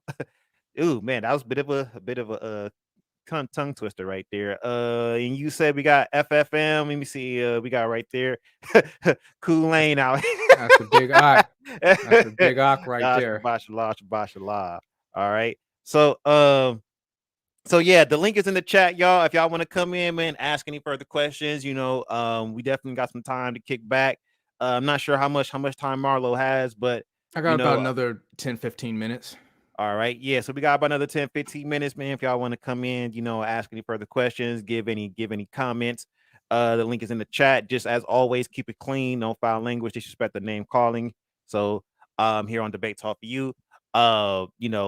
And yeah, it's funny because when I had this conversation with you about, I was like, yeah, I'm getting ready to hit that benchmark of 50, then I'm gonna really take a break. But I was telling you about how, like, yeah, I'm gonna try to do topics that's a little bit more controversial. And I was like, when you came with this one, I was like, okay, what is truth? But I'm like, yeah, you definitely left some controversy today. You definitely did that. So yeah, we gotta peel them layers back. You're right. Because this is the truth. The truth, it isn't always pretty. Facts. It isn't always pretty. So Michael Paul is asking a question. He says, what is your stance about reincarnation? What specifically does he mean by reincarnation? Is he talking about like the Buddhist disposition with regards to reincarnation? Because I don't subscribe to it. I don't find that it's God, how do I answer this with brevity?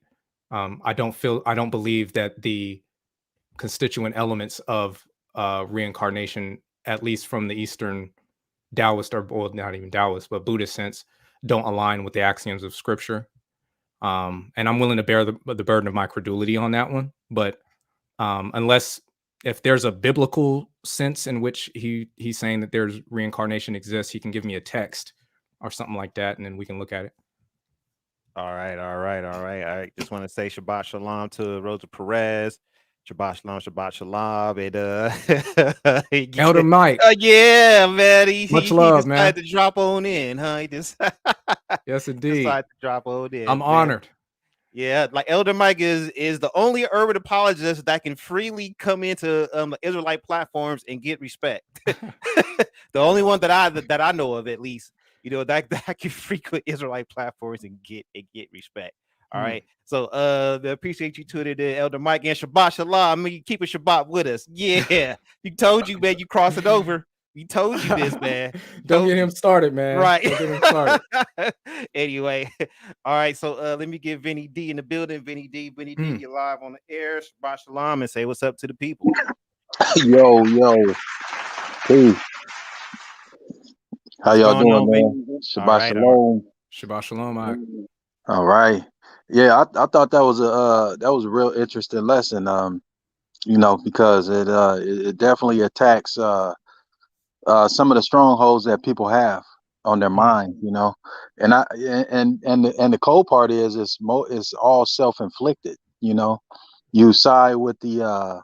I was just in a clubhouse room the other day, and I think somebody got backed into the corner, and then they started bringing out scholarly work, and then they said, well, this is what the scholar said, and there's a consensus, so they can't be wrong, and they use that whole little type of reasoning. Man, it's crazy. And I think that's kind of what pushes our ignorance, I will say, in matters of the truth evading us. But it's definitely a good lesson, man, and I thought it was pretty deep. I would also like to say, man, like that, you, even with the scripts that you read, I know you kind of didn't point it out, but with like the Bereans was brought up, and like how you have to go test everything out. That's what true faith is, and I think faith and truth walk hand in hand. Once you search something out, and then you can actually see it in action or in real time, then that's what brings that that's what that truth brings out, that faith, and then you can stand on it just like Elijah did. you know, Amen. or anybody in the scripts, you know. And then you also see another place where, like down in Thomas, where you didn't believe, even with I think it was with Peter, right, when he was on the ship, and then Right. and then Yeshua was in the water, and he was like, "Come to me," and then he started walking out there. He was doing cool until he started focusing on the storm, and then once he did that, then all the doubts start coming in, and then he started sinking, and he had to grab his hand and lift him up, you know. But yeah, man, that was a powerful lesson, and I think you know, I think it's worth mentioning, man. You got that Frisco swagger in there, huh?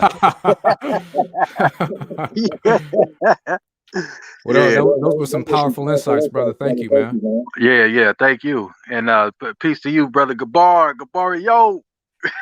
Yeah, Vinny D, man, what's going on, man? When you getting back on here to continue with your Sabbath readings, man? You know what? I was thinking about I want to do something on the Ten Commandments, right? Because you know the Ten Commandments, like even that word debar, right? Debarim, the 10 words or whatever you call it, right? When you know, they have different definitions. That word debar, and you have words, you have matters, right? But then there's another one where it says the sum of things. You know what I'm saying? So when we look at the Ten Commandments, I mean, you know, certain people see that are connected to the rest of the commandments, and then just being an overview of everything else in there. So what I want to do is I want to kind of get like a panel together where everybody digs into one Devarim or Debar, you know, maybe like thou shalt not kill. We go through the text, culminate, Brit Hadashah, the Tanakh, and even in the apocryphal writings, Enoch, if you subscribe to it. But just go in there and peel back the layer of just that one debar, you know, and then we can have a panel discussion on what we see about it and everything like that. We just get through the whole 10 and then show how they connect to the Torah, and also how they connect to the examples that are given by the prophets, and the punishments and the blessings and everything like that. So I got like a couple yeses. I don't know if they're fully committed, but I would like to definitely get that going on. You know, and then also I want to do another reading on with the Constitution. You know, and I got a Constitution, so I want to just go through that and read it. You know, just in case people haven't really read it, just to familiarize themselves with it a little bit. But yeah, man, that's it, man. But hopefully, man, you know, if y'all like, man, you brothers could get in on it too. You know. Yeah, I may have to drop in on a session or two one of these days, man. You know, as you know, my schedule is all over the place. But yeah, you know, definitely, yeah, we definitely gonna get talk on the back end and definitely see what we can schedule out. Sound good. But you brothers have a good rest of the Shabbat, and peace and blessings. Likewise. All right. All right, Shabbat Shalom to you, Vinny. Shabbat Shalom. Definitely appreciate you tuning in. So Michael Paul, he's responding with, is there a text dealing with reincarnation? He says that I do believe in reincarnation. Or regeneration. Oh, regeneration, my bad. Yeah. Okay. So I mean, if you want to quickly address that, you can. Once again, the link is in the chat if you guys want to join the discussion. So getting back to that, yeah. So if you want to go ahead and quickly address that, you can. Well, it seems like he's asking, is there a text dealing with reincarnation? I'm not sure if he's asking a question. He says he does believe in regeneration. These are terms I don't see in scripture, and it once again, it might be outside of my domain of competency, but when you use terms like reincarnation or regeneration, theological terms that will typically have a bunch of, connotation and, theory nested into them, I have to get your definition of these words, and then I'll, be able to assess whether or not I think that the concept exists in the Bible. Which I'm not totally, we give people a hard time, with that, like, that word ain't in the Bible, but we use a lot of words to describe concepts about, biblical concepts and stuff like that. Now we have to be careful doing that, because we don't want the waters to get so murky that once again we've gotten so enamored by our theories that we've broken away from reality. Yeah. And our explanations to what we think is going on becomes the reality, whereas the reality is just plainly laid out in scripture. Right. And that's why I often, when people will ask me a question about, what do you think about this concept? I'll tell them, give me the scripture, your main scripture for whatever this thought form is that you're presenting me, and then let's work from there. But if I don't have a scripture, I can't just respond to it. Right. So and I think that's fair, basically making sure that you got like a kind of like a premise on how they understand it and everything. Yeah, because I might be answering a question that they're not asking, or I might be Right. Exactly. Yeah. So you want to be able to give a more concise and accurate answer. So yeah, no, and I think that's fair. So yeah, like Vinny D said, make sure you like, share, and subscribe, y'all. Make sure you like, share, and subscribe. All right. So we'll hang out for a few more minutes, then we'll get ready to close it out if nobody else is going to come in. I definitely appreciate Marlo Eugene for coming back on the platform. Hopefully, this won't be the last time you guys see him. Most High willing, he will be back here on Debate Talk for You. Since we here on Debate Talk for You, I'm gonna stir the pot just a little bit. Since we got Elder Mike here, I'm gonna stir the pot just a little bit. There was a debate that you and Marlo was supposed to have. If y'all tune into any of the past shows, that was something that got brought up. So since we here on Debate Talk for You, I just kind of want to briefly bring it up. Can that debate still happen? Well, it depends. I know last time that when it got presented to Elder Mike, we had to talk and stuff like that. And he's a pastor of a church. He's got stuff on his plate. I believe that the two topics that we were talking about debating were the validity of the Trinity doctrine and Torah observance. Now, God, what was that, like a year ago? Yeah, it's closing Might have in been on a year it. ago. Yeah, it's definitely closing in on it. Well, I mean, we'll see. But as it stands, this is my disposition with regards to like this whole idea of debating and stuff like that. Since I got, since I got the Clubhouse app, I go in there and I'll listen to people talk and stuff like that. And if I'm being totally honest, if I'm gonna be totally transparent, there is nothing that I've heard brought out in a debate that hasn't already been brought out by somebody else. It might just be said differently. And so it would be pointless to have a debate where two individuals are bringing out the same points that have already been brought out in a previous debate. If you've put your foot down and say, well, this is how I see it, and the other person sees it in a way that's diametrically opposed to yours, what's the point in having the debate? Now, if I can go back and look at maybe some of his other debates that he's had, because I think at that time, I felt like that there were some things that haven't been brought to his attention. But as time progressed, I started to see some of the same questions that I would have had for him answered, especially with him being on, what's the brother's name? Brother Berean.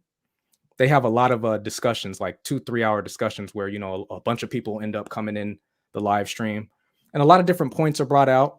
And so, to a certain degree, you kind of know what to expect, especially with Trinitarianism. And I'm not saying this, I'm not speaking down on Trinitarians, but it kind of gets to the point. Gosh, how do I say this as diplomatically as possible without seeming like I'm trying firing to get a shot, right? I'm trying not to come off disrespect. I don't want it to be taken as disrespect. When I was leaving the Watchtower Tract Society, there were some people who I felt knew me personally, right? And they knew something was going on with me. And so eventually what ended up happening was there were a couple of homies I had, and they began to ask me, what's been going on with you? What is it that you believe now? Right. And I would bring out particular doctrines that the Watchtower subscribed to that I no longer subscribe to I would break down axiomatically why I felt like these concepts, these doctrines don't seem to align with scripture. Right. If we start at the basis of the Hebrew, the Greek, the Textus Receptus, the morphological Greek, the Dead Sea Scrolls, the Masoretic text, right? Qumran caves, Q4, whatever the case may be. And you develop it all the way to our New World Translation.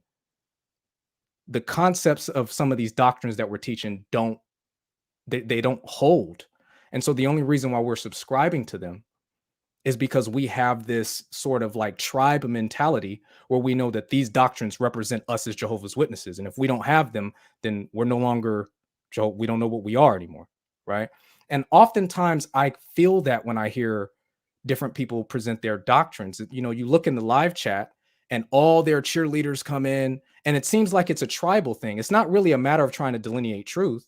It's a me versus you thing. And so no matter what I bring out, and no matter how axiomatically I establish my point, it's just an arguing match and it becomes entertainment. It's not actually edifying, right? I think this is why that there's so many different theological communities that are starting to lean more towards discussions rather than debates.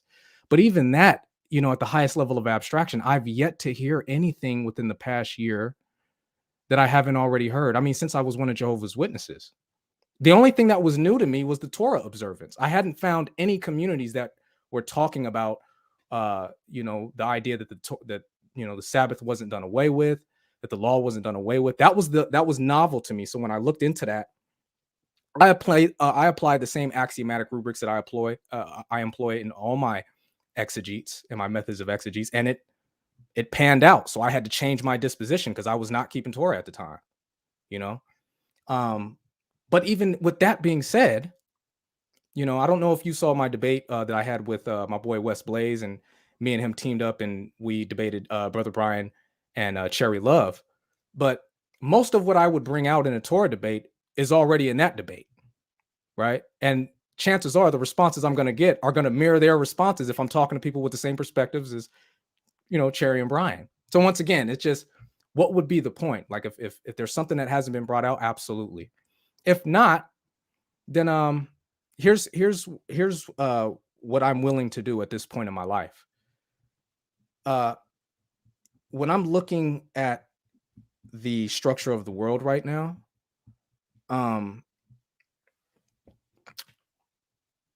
I don't believe that the Antichrist and his soldiers are going to be knocking on doors and only looking for Unitarians or only looking for modalists and oneness Pentecostals or whatever the case may be.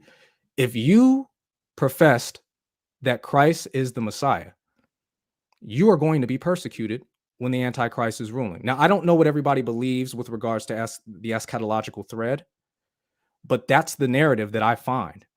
And I'm not saying that us having different doctrines isn't an issue. We definitely should be united in mind with regards to biblical concepts.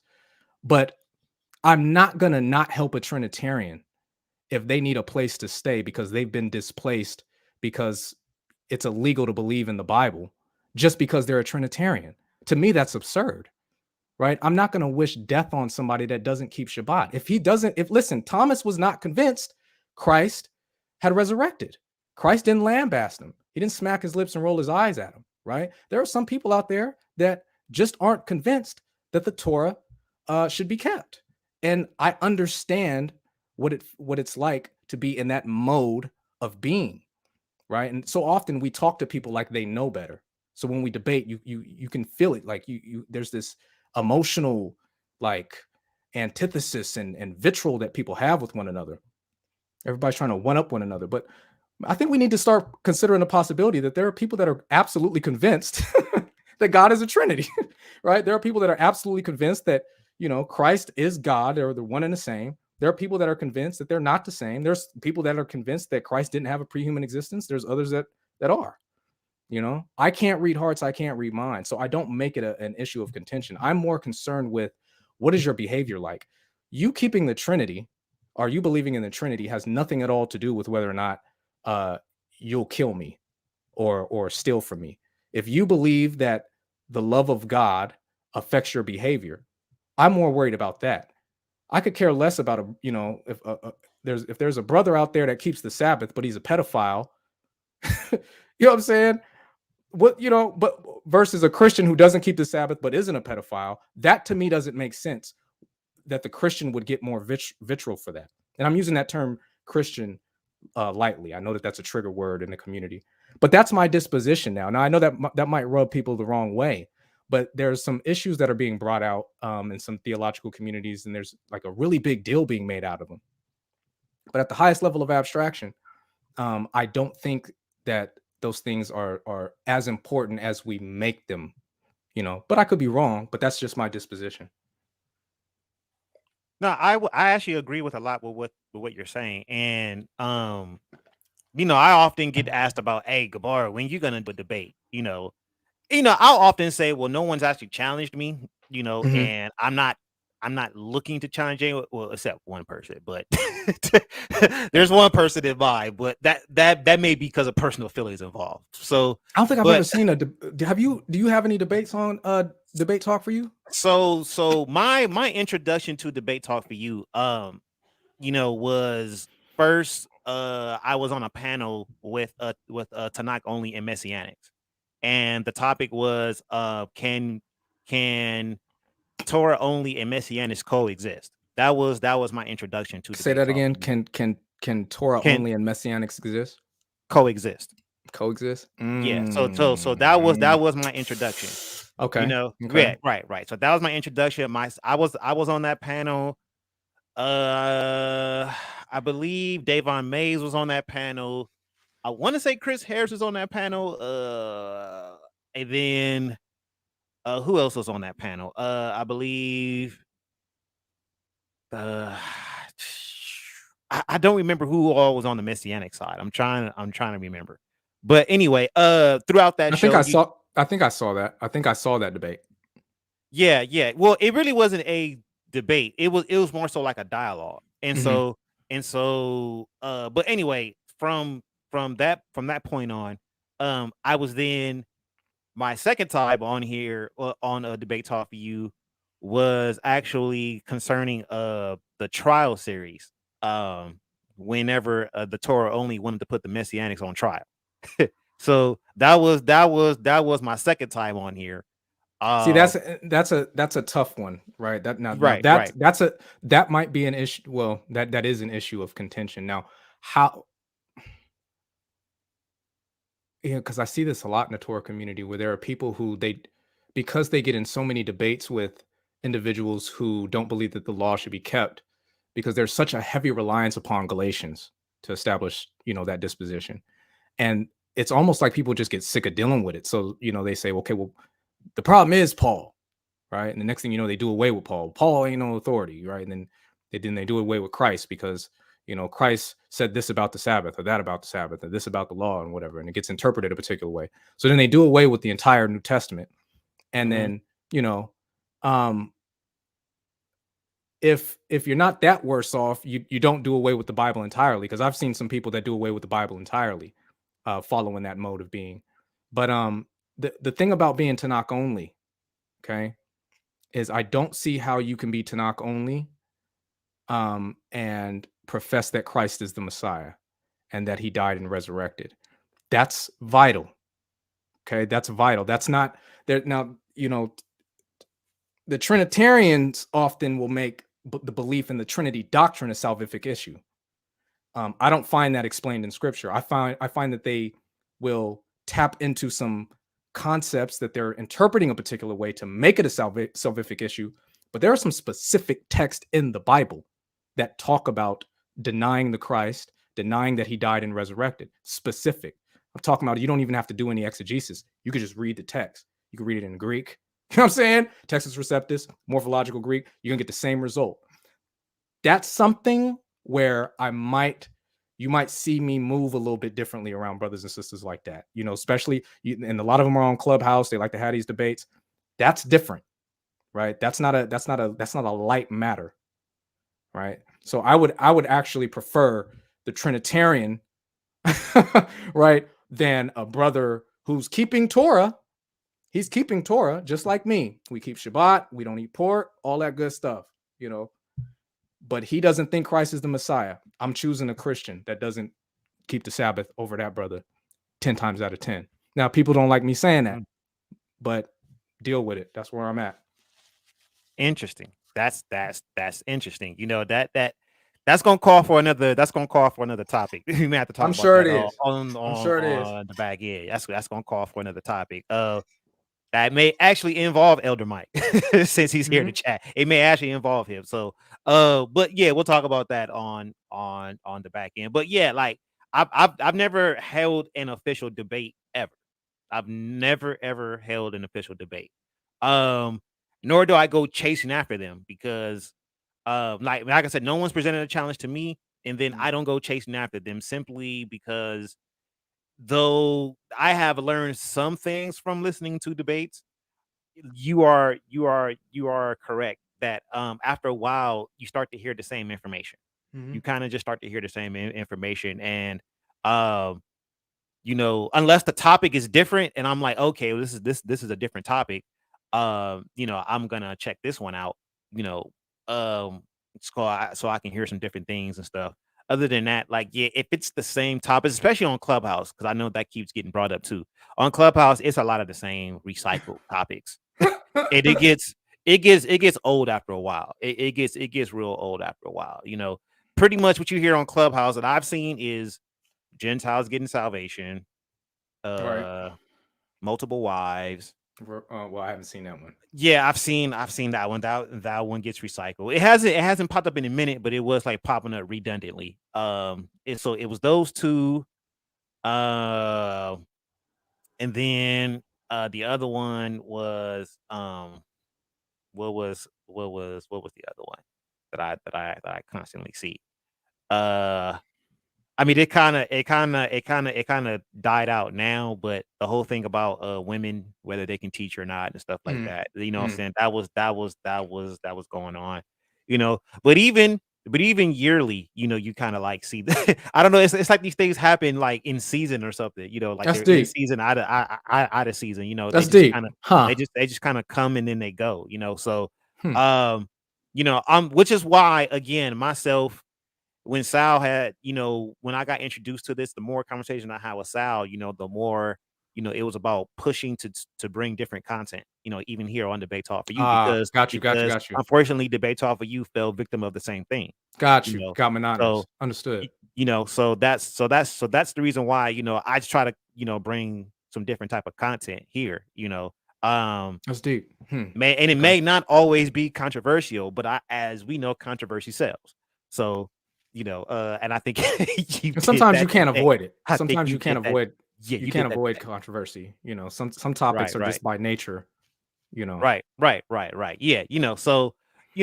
but yeah. So that's the whole reason with the whole debate thing with me personally. Why I just haven't done it. I mean, and honestly, debating takes a lot of time to prepare for. Oh my goodness. I mean, Right. you got to study matters out. You got to go, examine your opponent, their content, and everything, and then you got to, fact check all your stuff, and then you got to like forecast what they're gonna say, and then you got to make sure you could get everything out in a timely manner. Right. You got to trim the fat. Right, exactly. So Right. it's and then there's the scheduling, and so it's just there's so many components of it. Then you ain't getting no sleep the night before the debate. Right, exactly. You waking up in the middle of the night and switching Right, this right. about the talk. You know what I'm saying? Yeah, Right. I feel you. Trust me, I know. Right. So I mean, I'm not saying debates aren't good, but I mean, and we've often, offline, I've often had talks with Sal about changing up the format and the style of the debates just to kind of make it more interesting, like maybe more like a presidential style, maybe have a point system involved, stuff like that. What I'm saying? Like we've discussed that because we know that happens on other platforms, just to kind of make it more interesting. But really for me, it's just the information.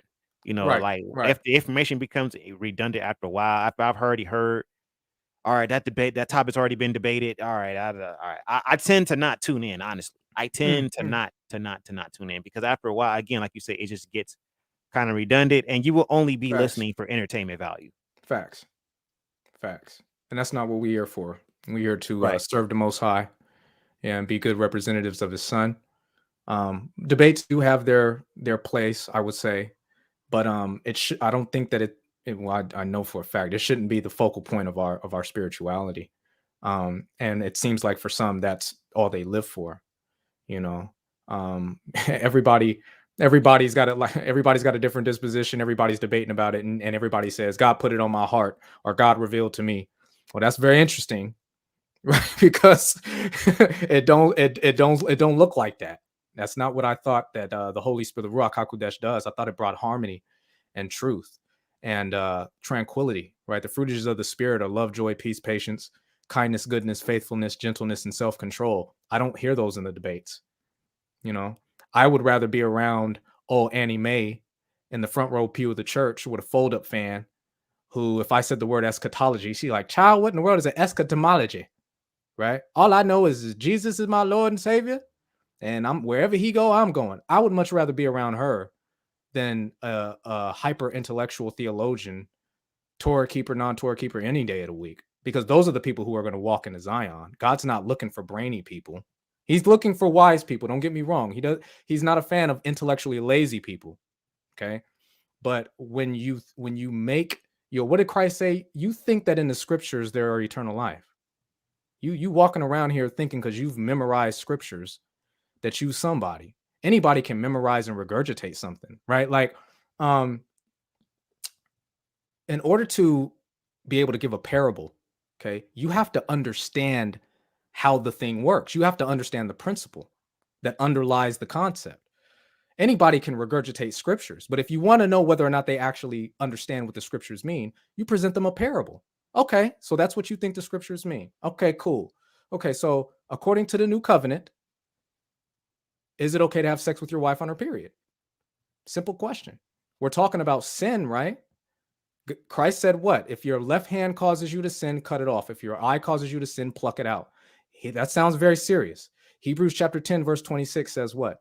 If you willfully persist in sin after coming to a knowledge of truth, you no longer have a sacrifice of sins for you. That's a deadly text. So I want to make sure that I have the right definition for sin. I want to know everything that falls in that category, because I want to try to avoid it to the best of my abilities. Now, am I going to be perfect? No. Right? But at the highest level of abstraction, I don't want an arbitrary means of delineating what's right and what's wrong if there's an objective one. You see what I'm saying?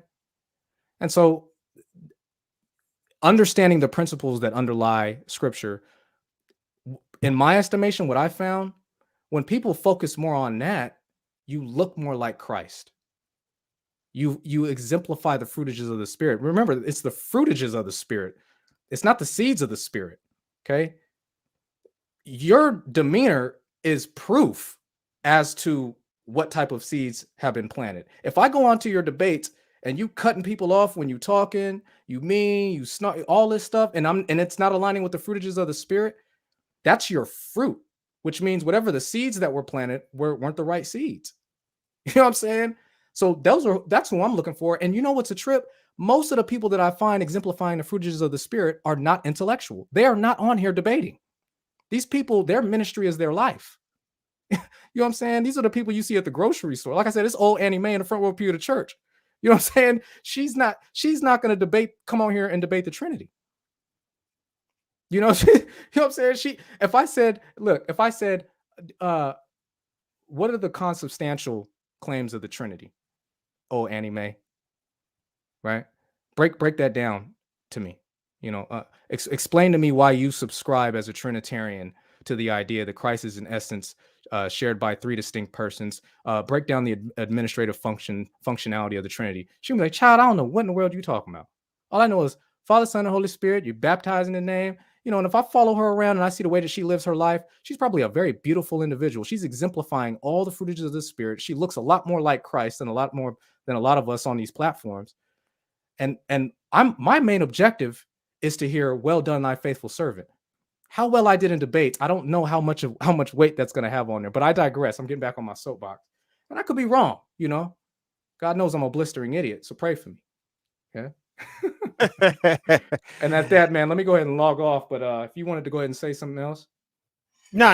You can go ahead and get your closing words, because I know I already did, man. I just want everybody to know, no matter who you are out there, if you've tuned in and listen to me ramble, I got love for you, man. I wish nothing but the best for you. I know that this world is extremely hard to navigate through, and I'm not claiming to have all the answers. I am definitely not claiming I've got it all figured out, but I've got some things figured out.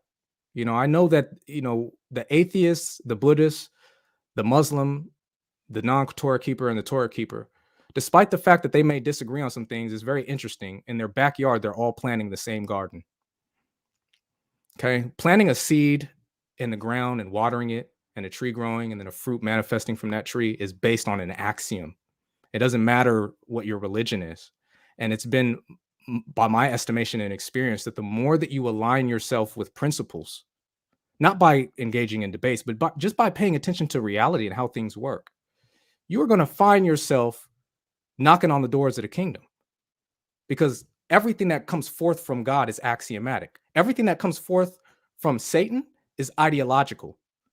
Their feelings, their emotions, their doctrines that don't actually match reality. But God's truths always match reality. I mean, that's a redundant statement. And I am in the business of trying to help people get in line with that. And it can only be done with a personal relationship with the Most High. Yeah, you've got to hold his hand. If you hold the hand of your teacher, if you hold my hand, if you hold the hand of an imperfect man, you might end up off a cliff somewhere. But with the Most High and his Ruach HaKodesh, with his son and his example, you can't go wrong. So that's what I'm promoting. And I pray everybody is successful in that pursuit, because at the end of the day, if that's your pursuit, if that's what you're passionate about, we're going to end up in the same place. I hope to see many people in Zion. I hope to be there. And I'm sure that, when we're there, we're not going to be looking in the past and saying, well, you was wrong about that one doctrine. No, man, I'm gonna just be happy we made it out of this wicked system, And so I love you. If you profess Christ, if you stand for the Bible, keep doing what you're doing. Maybe I've got some things wrong. Pray for me. If you've got some things wrong, I'll pray for you. Yeah, but let's keep fighting the fine fight of the faith. Yeah, and I'll end there. All right, Marlo Eugene, definitely appreciate you coming through here on Debate Talk for You. Man, we got to do this one more time for all these bodies that you left earlier. You know what I'm saying? We got bro. We definitely got to do that. But yeah, man, and we definitely tapped into some other things, and you actually kind of opened up my mind for a couple other topics I want to drop in there, before I take my sabbatical from this man, do what you got to do, bro. Man, so we definitely appreciate you coming in, man, and dropping this knowledge, this truth, as you put on us. And there's a whole lot of truth out there. So again, and you barely just scratched the surface. So what you brought today. So Most High willing, everybody will enjoy their Sabbath. They want to know where the Brian and the Cherry debate is. It's on if you type in, let me see, can I punch something into the chat? Yeah, you should be able to. You know what? Not here on the StreamYard though. You have to go on the YouTube. Are you able to do it as the host? Yeah. All right, let me put the name of it in there, because if I say it, you might not be able to spell it because it's a funny word. Okay. It's Argumentum TV. If you put that into YouTube, it ought to pop up, and you'll know, because I'm in the debate. I'm wearing the same thing I'm wearing now. You can't miss it, right?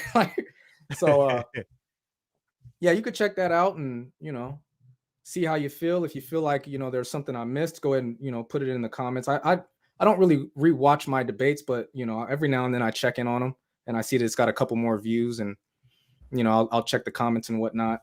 And if they're not too nasty, I'll check them out. But it was a good debate. They brought forth their dispositions and the inconsistencies that they feel that they found, and vice versa. And it didn't end in malice.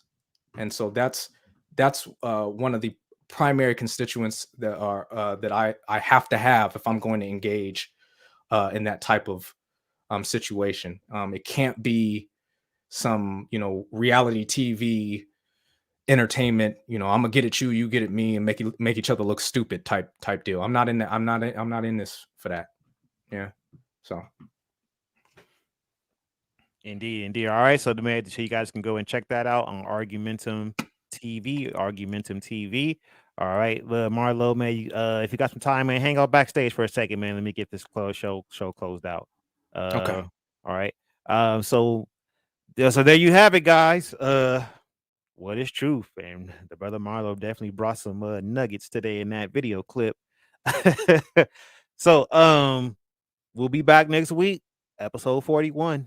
All right. So I have nothing further to say. I think we've said more than enough. So may Yahweh keep you and watch over you always. I bid you all a farewell and Shabbat Shalom.